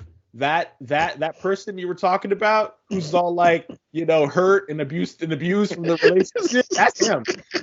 That's your boy Tim Dog right there. That's your boy Tim Dog. He over here like sitting in the shower, like, damn, you Phil? Why you gotta be like this, Phil? That's him right there. That's and people be tweeting to him, and he's like, I'm not an Xbox fanboy anymore. So see, y'all just need to swallow that pill, stick with your mans, and just keep on keeping on. That's what you got to do. I'm here for you. Just if you need grief counseling or you need wherever you need. Another tweet from an hour ago. You guys think today's bad? This week will be brutal, sadly. So yeah, Tim Dog is. Damn, this man really going through it. Jeez. Okay, let's move on. There's nothing else to talk about. Come on. I know. Let's go. This is it. Y'all know the writing's on the wall. Come on. Okay. Well, I will see you on PlayStation. You can play all the fantastic games. I will probably never turn on my S again. So yeah, there you go. A couple more clarifications on the Xbox side, and we'll move on. The head of game industry.biz has confirmed he has heard no further Xbox retail titles. In the UK and Europe, he's heard from a noted retailer that they have stopped taking orders for any new physical Xbox titles. So, damn. Yeah. I don't mean to For laugh, real? but man, I am so happy I got my Series X for free. I mean, my only regret is that I didn't those games that I used to trade in to buy it. I could have just sold them on eBay. Yeah. And made more money. But I am so glad I did not spend my out of pocket expense on this thing was zero. So I can kick back and you laugh and joke and still have it sit there behind my LG collecting dust. It's I don't feel bad about it, you know. Yeah. The quote from Chris During stated, I was told by a major publisher just about before Christmas that across Europe, several retailers have started not listing the Xbox anymore. So they just stopped stocking Xbox games because the Xbox is such a digital console now. The physical performance of Xbox games is really low. And ultimately, when you're selling a console that most people are just downloading games for, it doesn't really benefit the retailer very much. The margin on hardware is often quite small. So I couldn't find which retailers these are, but it was a proper senior European publishing boss that said that to me. So at a major publisher, saying that that they have stopped ordering any Xbox products. Yeah, I'm not surprised. You know, I'm serious. You know. My advice to speculators is follow the Xbox secondary market. If you've got Xbox physical titles, you might want to hold on to them. You might want to see where that market goes. It may just go down the toilet. It may turn into something that could be lucrative. If you've got the right titles. Yeah, all my titles, I went through my list after I saw the news. They all get back 20 cents from GameStop. So 20 cents, 25 cents, 50 cents. Well, that's now, $3. That's now, though. You never know. I'm talking about like selling them like on eBay or some later other on. Yeah. place. Yeah, in like a couple of years. Yeah. Like once they fully go full digital. Sit on them. Not now. You got to sit on that. Wait for that return to come in, if there is going to be one. Now, a correction also from last episode. Microsoft came out and stated that Visions of Mana is not coming to Games Pass. So they have clarified the mixed messaging, of course, on their store and whatnot, that there's no further mistakes that were made as far as referencing Game Pass with Visions of Mana. It is not going to be out day one on here because obviously Square Enix wants to make money from their game. So that, I guess Phil didn't put enough zeros. Well, Phil didn't put enough zeros. Yeah, and I think a lot of people are like, no.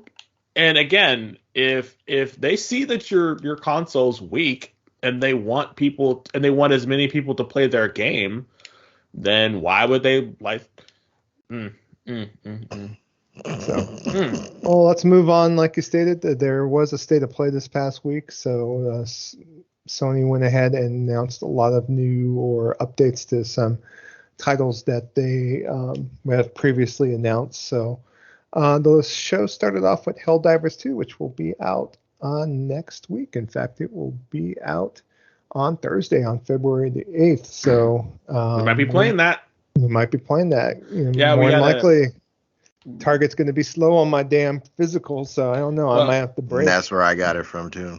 Yeah, one of our long-term listeners, Ace Black, is like, he's a soldier, ready to start playing. I told him to, duck when Joe's behind him because Joe will probably shoot his head off. So, Ace did say that he's probably going to throw a grenade or two and might be some casualty, some I hate to say it, but I really want to play this with Goonie because I think Goonie would be like, "Oh, I'm sorry. Oh no, okay, I'm sorry. Oh, sorry." I think it's going to be hilarious playing with you guys.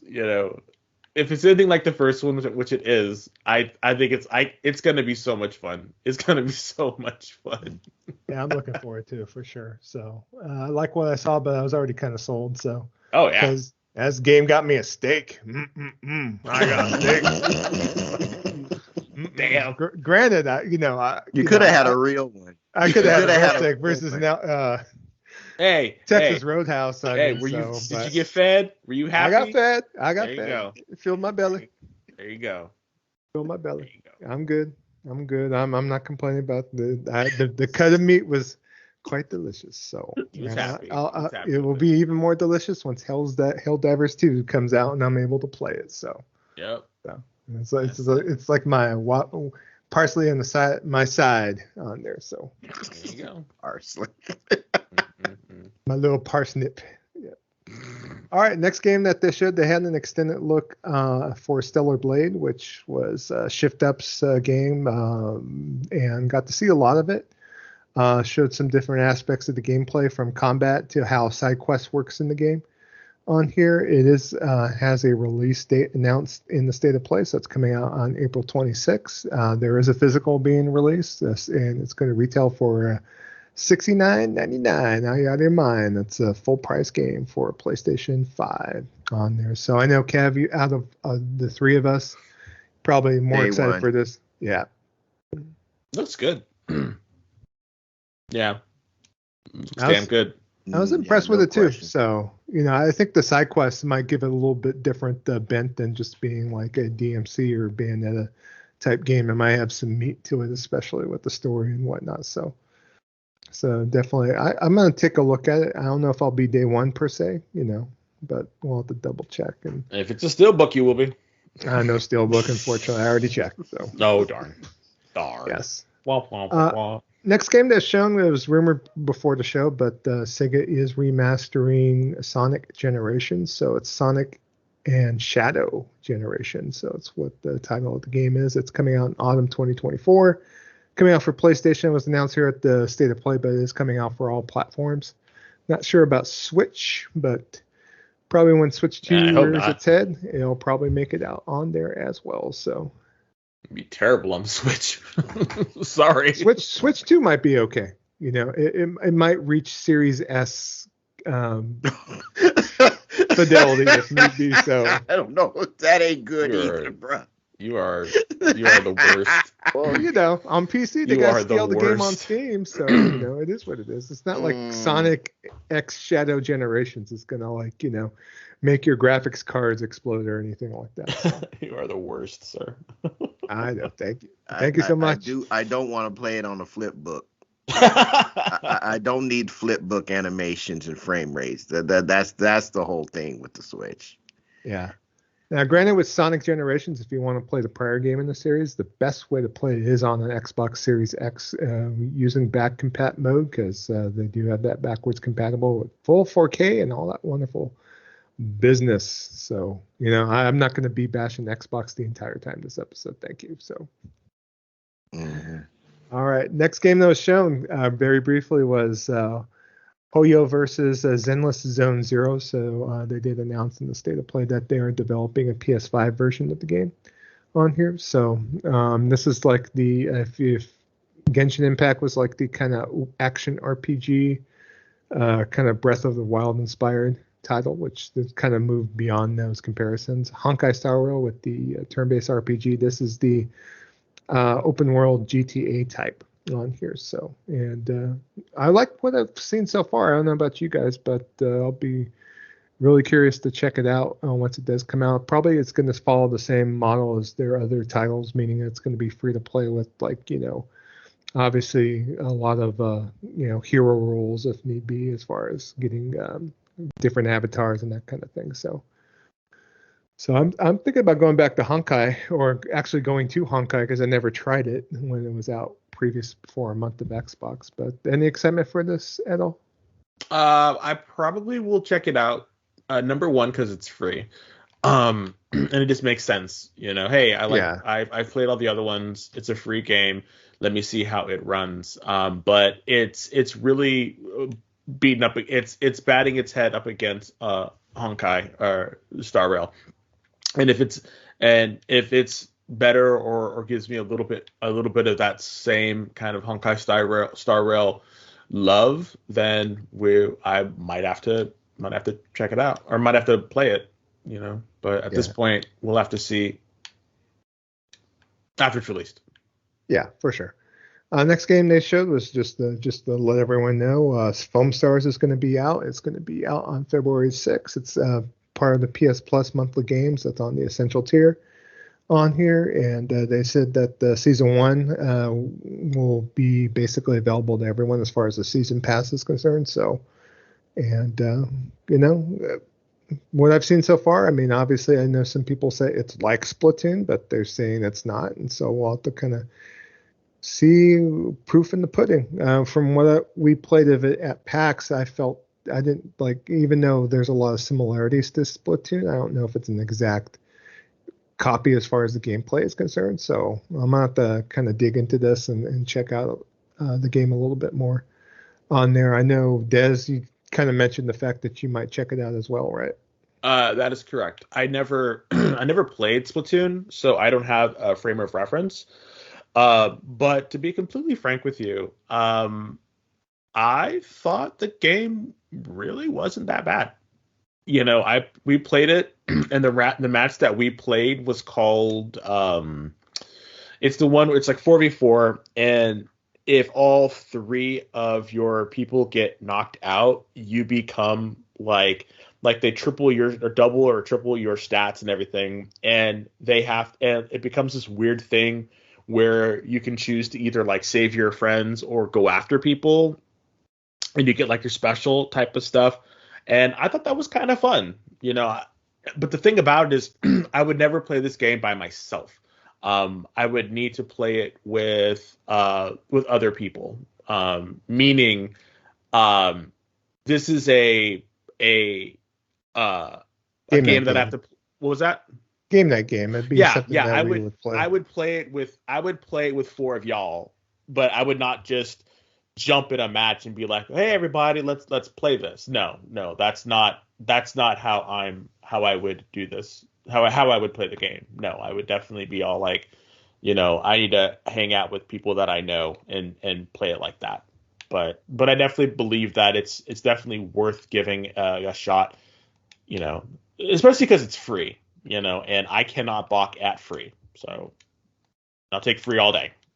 Yeah. And their roadmap basically is that they have Season 2 starting on March the 9th, Season 3 starting in April on here. So they're going to like introduce new characters for each season on here. I guess Season 1, you're able to try out the Season 2 character, Koif Guy on here. So yeah, I know.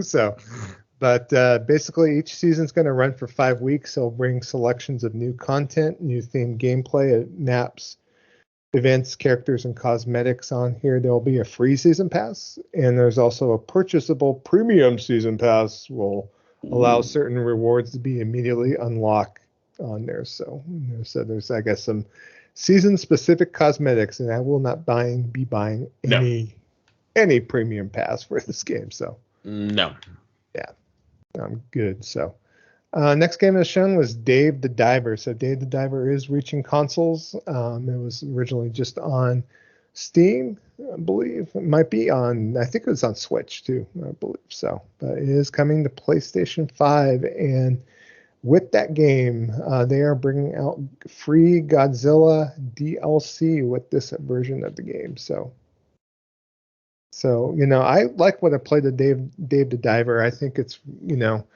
very fun game. I played a little bit. Goonie, God bless your soul, sir. He donated to me on Steam so I could just check it out. And I have played it, but I think just having it on PlayStation, to me, I don't need to have this game portably. I think I just want to have it on my 65-inch TV.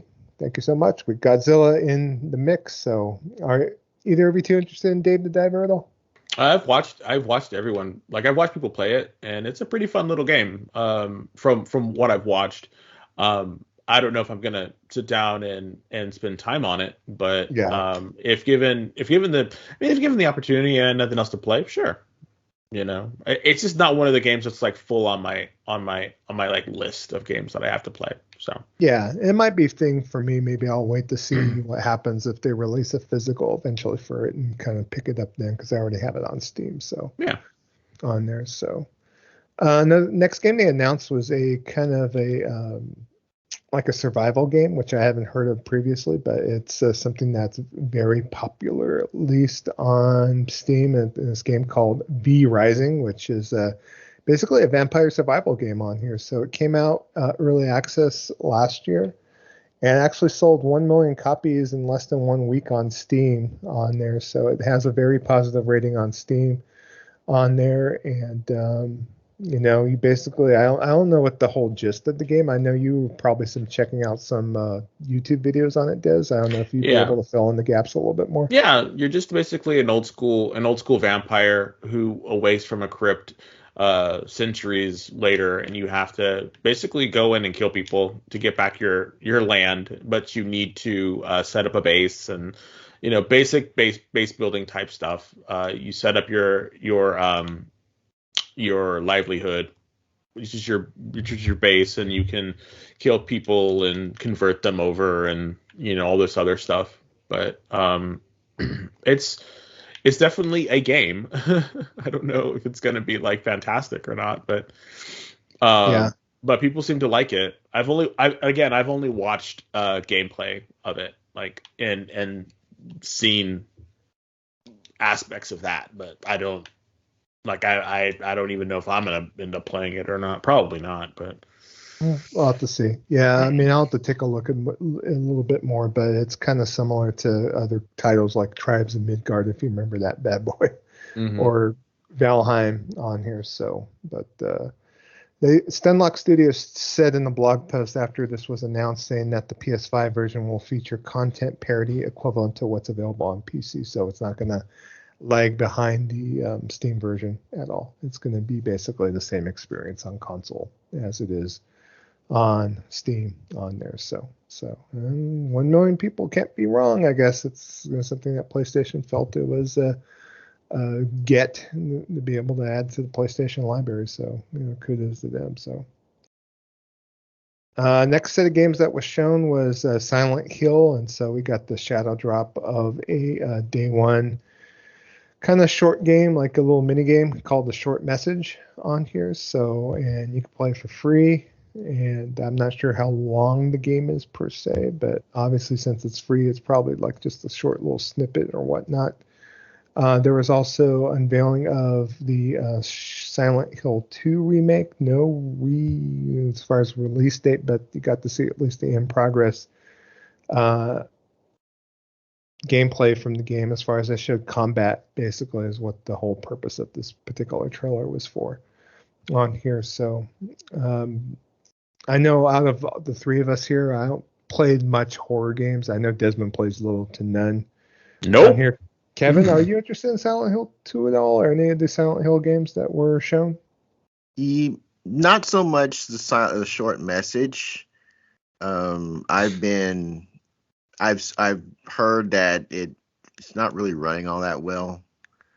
And I mean, since it's free, I may check it out eventually at some point, but I just really wasn't overall interested in that. Silent Hill 2, definitely will be checking that game out. That'll be a day one whenever it comes. Yeah. I played the first two Silent Hills. They were so long ago, I don't even remember everything that happened in the story. Well, not everything, anything that happened in the story. It's like it was so long ago that I last played them. So, yeah, I will definitely be going back. Good deal. Next thing they shown was Ken Levine's new game, creator of BioShock. So kind of looked like BioShock in space. The game's called Judas. It was originally shown during Akili Fest, I think, last year. I think it was Gamescom, I think is when it was shown. So just got to see the story trailer and that the game is in development for PlayStation 5. So at least, if you're looking for more BioShock-inspired adventures, have at it on there. So I'm not so stoked. I don't know about you two, if you have any comments either way on Judas. Like you said, it looks like BioShock in space. I'm sure it's going to be great. I've never played any of the games, so I don't really have a frame of reference, but it looks good. Yeah. I played both BioShocks. They were good. I thought they were good. I thought the first one was definitely better from a story perspective. Well, actually, maybe the second one. One of them just had a dumb ending. I can't remember if it was the first one or the second one. My mind wants to tell me it was no, it was the second one, because the second one you were running around with that girl. It was that one that had the dumb ending. So I definitely like the first one better. This one, I'm kind of interested to see where they go with it. I don't mind that it has the BioShock overlay, because it's been so long between those games that that part of it doesn't bother me. I would be going in for the gameplay and the story. I enjoyed the gameplay in the first two BioShocks a lot. Even though first person is not my preferred genre, I did really like those two. So I definitely want to see what kind of twists they have from a narrative angle on this game. Assuming that the gameplay is going to be, intact like the first two were.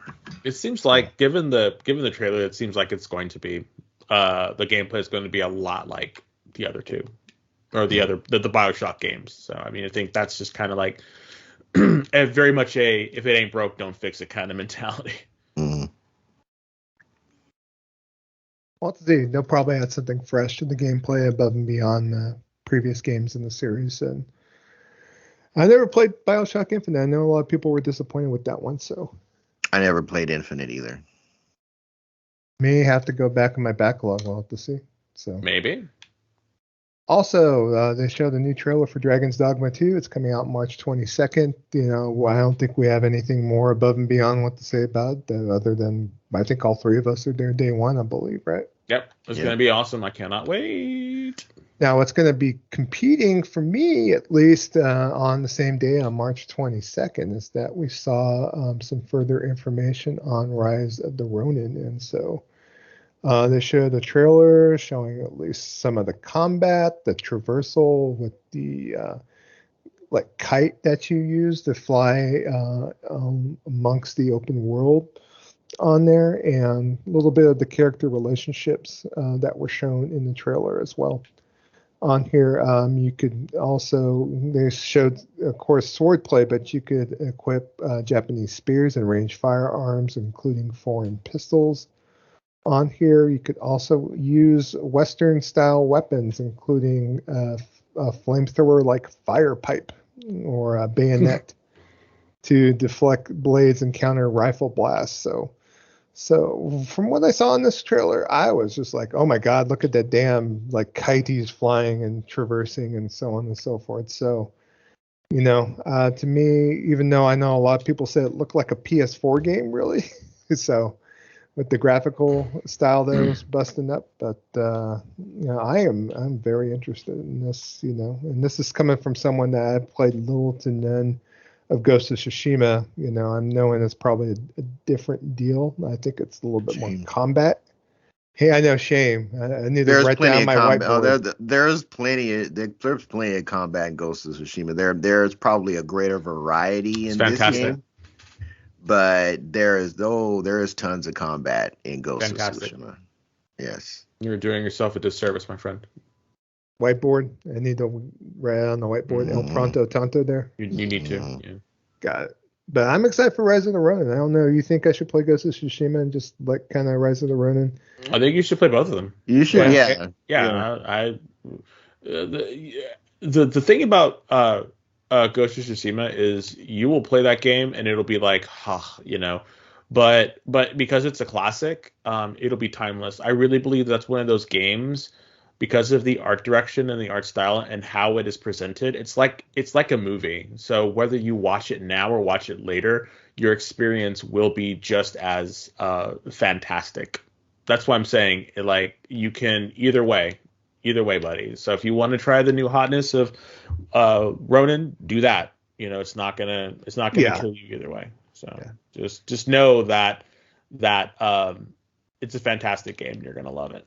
Yeah, And you're just I'm gonna really stoked for Rise of the Ronin, so I think I'll squander up some Best Buy bucks and be able to pony up and grab the physical on this. So grateful that I'm still have a physical to actually be able to buy. So yeah, giving at definitely. least a good option on this. So is it this day one for you guys as well, or you think? No, it's not a day one for me. Like I will end up playing it at some point, but there's just way too many other games and stuff that I have to cut somewhere. And unfortunately, this is one of the games where I'm just gonna have to cut.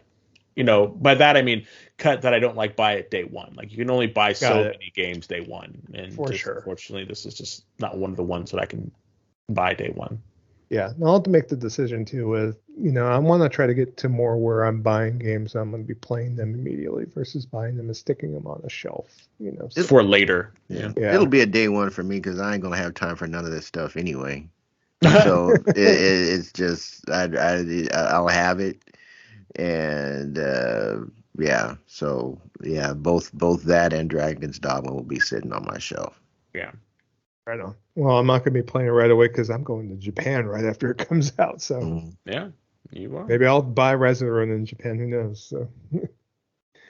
And then the State of Play ended. They did announce a remake of Until Dawn. I don't know why, but Sony just loves remakes, and I think they are moving forward to make a movie out of Until Dawn as well. So, yay Sony on this. So I could be any less interested on this bad boy. So, and I think I don't want to speak for either of you two. I don't think you really care either, right? I've heard good things about Until Dawn. It's just that type of game just really doesn't appeal to me. Like I've said for other stuff like that, I'll just read the book Yeah. or I'll watch the movie. It may because I have it on like it came in on PlayStation Plus. I don't know It's not, how yeah. long ago, or either that or when you buy a PS5 that catalog of games, the free games that came with it might have been with that. Either way, I have it. I have access to it. I don't really feel the need to play this particular version. If there's a lull at some point in my gaming rotation, then I might take a look at this just to see what the hubbub's about. But this genre of game typically does not interest me at all. Yeah. I played I think I played like maybe a half an hour, and it's just I didn't really care about the whole like teenager horror movie aspect of it. So it's like, yeah, I could take it or leave it. So, and then they ended the State of Play, of course, bringing out everyone's favorite developer that likes to come out on all the various shows, and that would be the one and only Hideo Kojima, because dude's getting paid from everywhere, from Microsoft and now from Good Sony. for him. So, yep. Get your money, sir. Sony's giving him what he wants, and so he's bringing out Death Stranding 2, which is called On the Beach, and looks like it's more Death Stranding from what we saw from the trailer. Very kind of weird, esoteric kind of art style, design, if need be. It looks like more exploring out into the world and making bridges on there. So I actually, seeing this, I kind of made playing Death Stranding 1 kind of on my back burner, but I definitely want to check it out prior to 2025 when this game is coming out, so I get an idea as far as what exactly this game is all about from my own personal perspective, at least. So, and of course, at the end, they kind of unveiled that he is working with PlayStation on a fresh, quote unquote, action espionage game. Oh, I wonder what games he's previously done in that particular genre, I guess. But I mean, hey, it's not Metal Gear. No, I know it's not Metal Gear, but obviously it's kind of hinted around the action espionage game is basically like brother from another mother kind of situation, So, but the thing about Fizzint, which is the new project, is that it's going to come with a movie aspect too as well, that they will be developing a movie based on the IP at the same time the game is in development as well. So at the end, they kind of gave you an idea. He's doing the state of play from the Columbia Studios, like studio grounds if need be. So yeah, this looks like this is going to be a multimedia project. So I'll have to see. Good money. Now he's a big movie fan, Kojima is. So So I mean, his games that's his thing. Like his games are pretty much movies. So yeah. So I'm glad PlayStation's giving him what he wants, and I'll be curious with that whole Xbox project when that comes out too, because I'll probably come out on PlayStation as well. So good for him. Mm-hmm. And that is the Jabroni gaming news for this episode. All right, thank you so much for bringing that information to us, sir. Game nights every Thursday, 9:30 p.m. Eastern, 6:30 p.m. Pacific. That's the day of the week we set aside to interact and hang out, play games with our growing Discord community. So if any of what we've talked about on the vibe that we got going on the podcast sounds interesting to you and you would like to continue that fun feeling by joining us in our game nights, you can simply hit us up on our Discord, post whatever game you're interested in playing, and we'll be more than happy to team up with you and join you in whatever game you'd like to bring to the table. Fair warning, I will not be playing any survival games. That's just where I personally draw the line. But I'm just 1/3 of the hosts on this show. I'm sure there are 2/3. The remaining 2/3 would be more than happy to join you on whatever survival game you may want to play. But unfortunately, I can't do it. But you might be saying, how do I become a part of this craziness that's going on? Well, you just simply head on over to the app formerly known as Twitter, currently known as X, and go to @GamingVessels, GAMINGVESSELS. Click the link in the description, and you're in. So there is no waiting period. There is no timeout session. There is no Patreon tier list to subscribe to. Just be a good person, likes talking about video games, having fun, discussing video games without the nonsense that's actually currently going on right now on X as we speak. Yeah. If you can do without the personal insults but still retain the fun of discussing and talking about video games, I think you'll have a great time in our growing Discord family. So definitely want to invite y'all into that. So with that said, that is going to bring episode 237 to a close. We want to thank you for hanging out, rocking out with us. So for Dez, a.k.a. the Bay Area Terror, a.k.a. the High Res Lover. That's me. A.k.a. the Cat Daddy, a.k.a. that Gamer Stepdaddy. And for Trader Joe, a.k.a. Jabroni Chief. Yeah.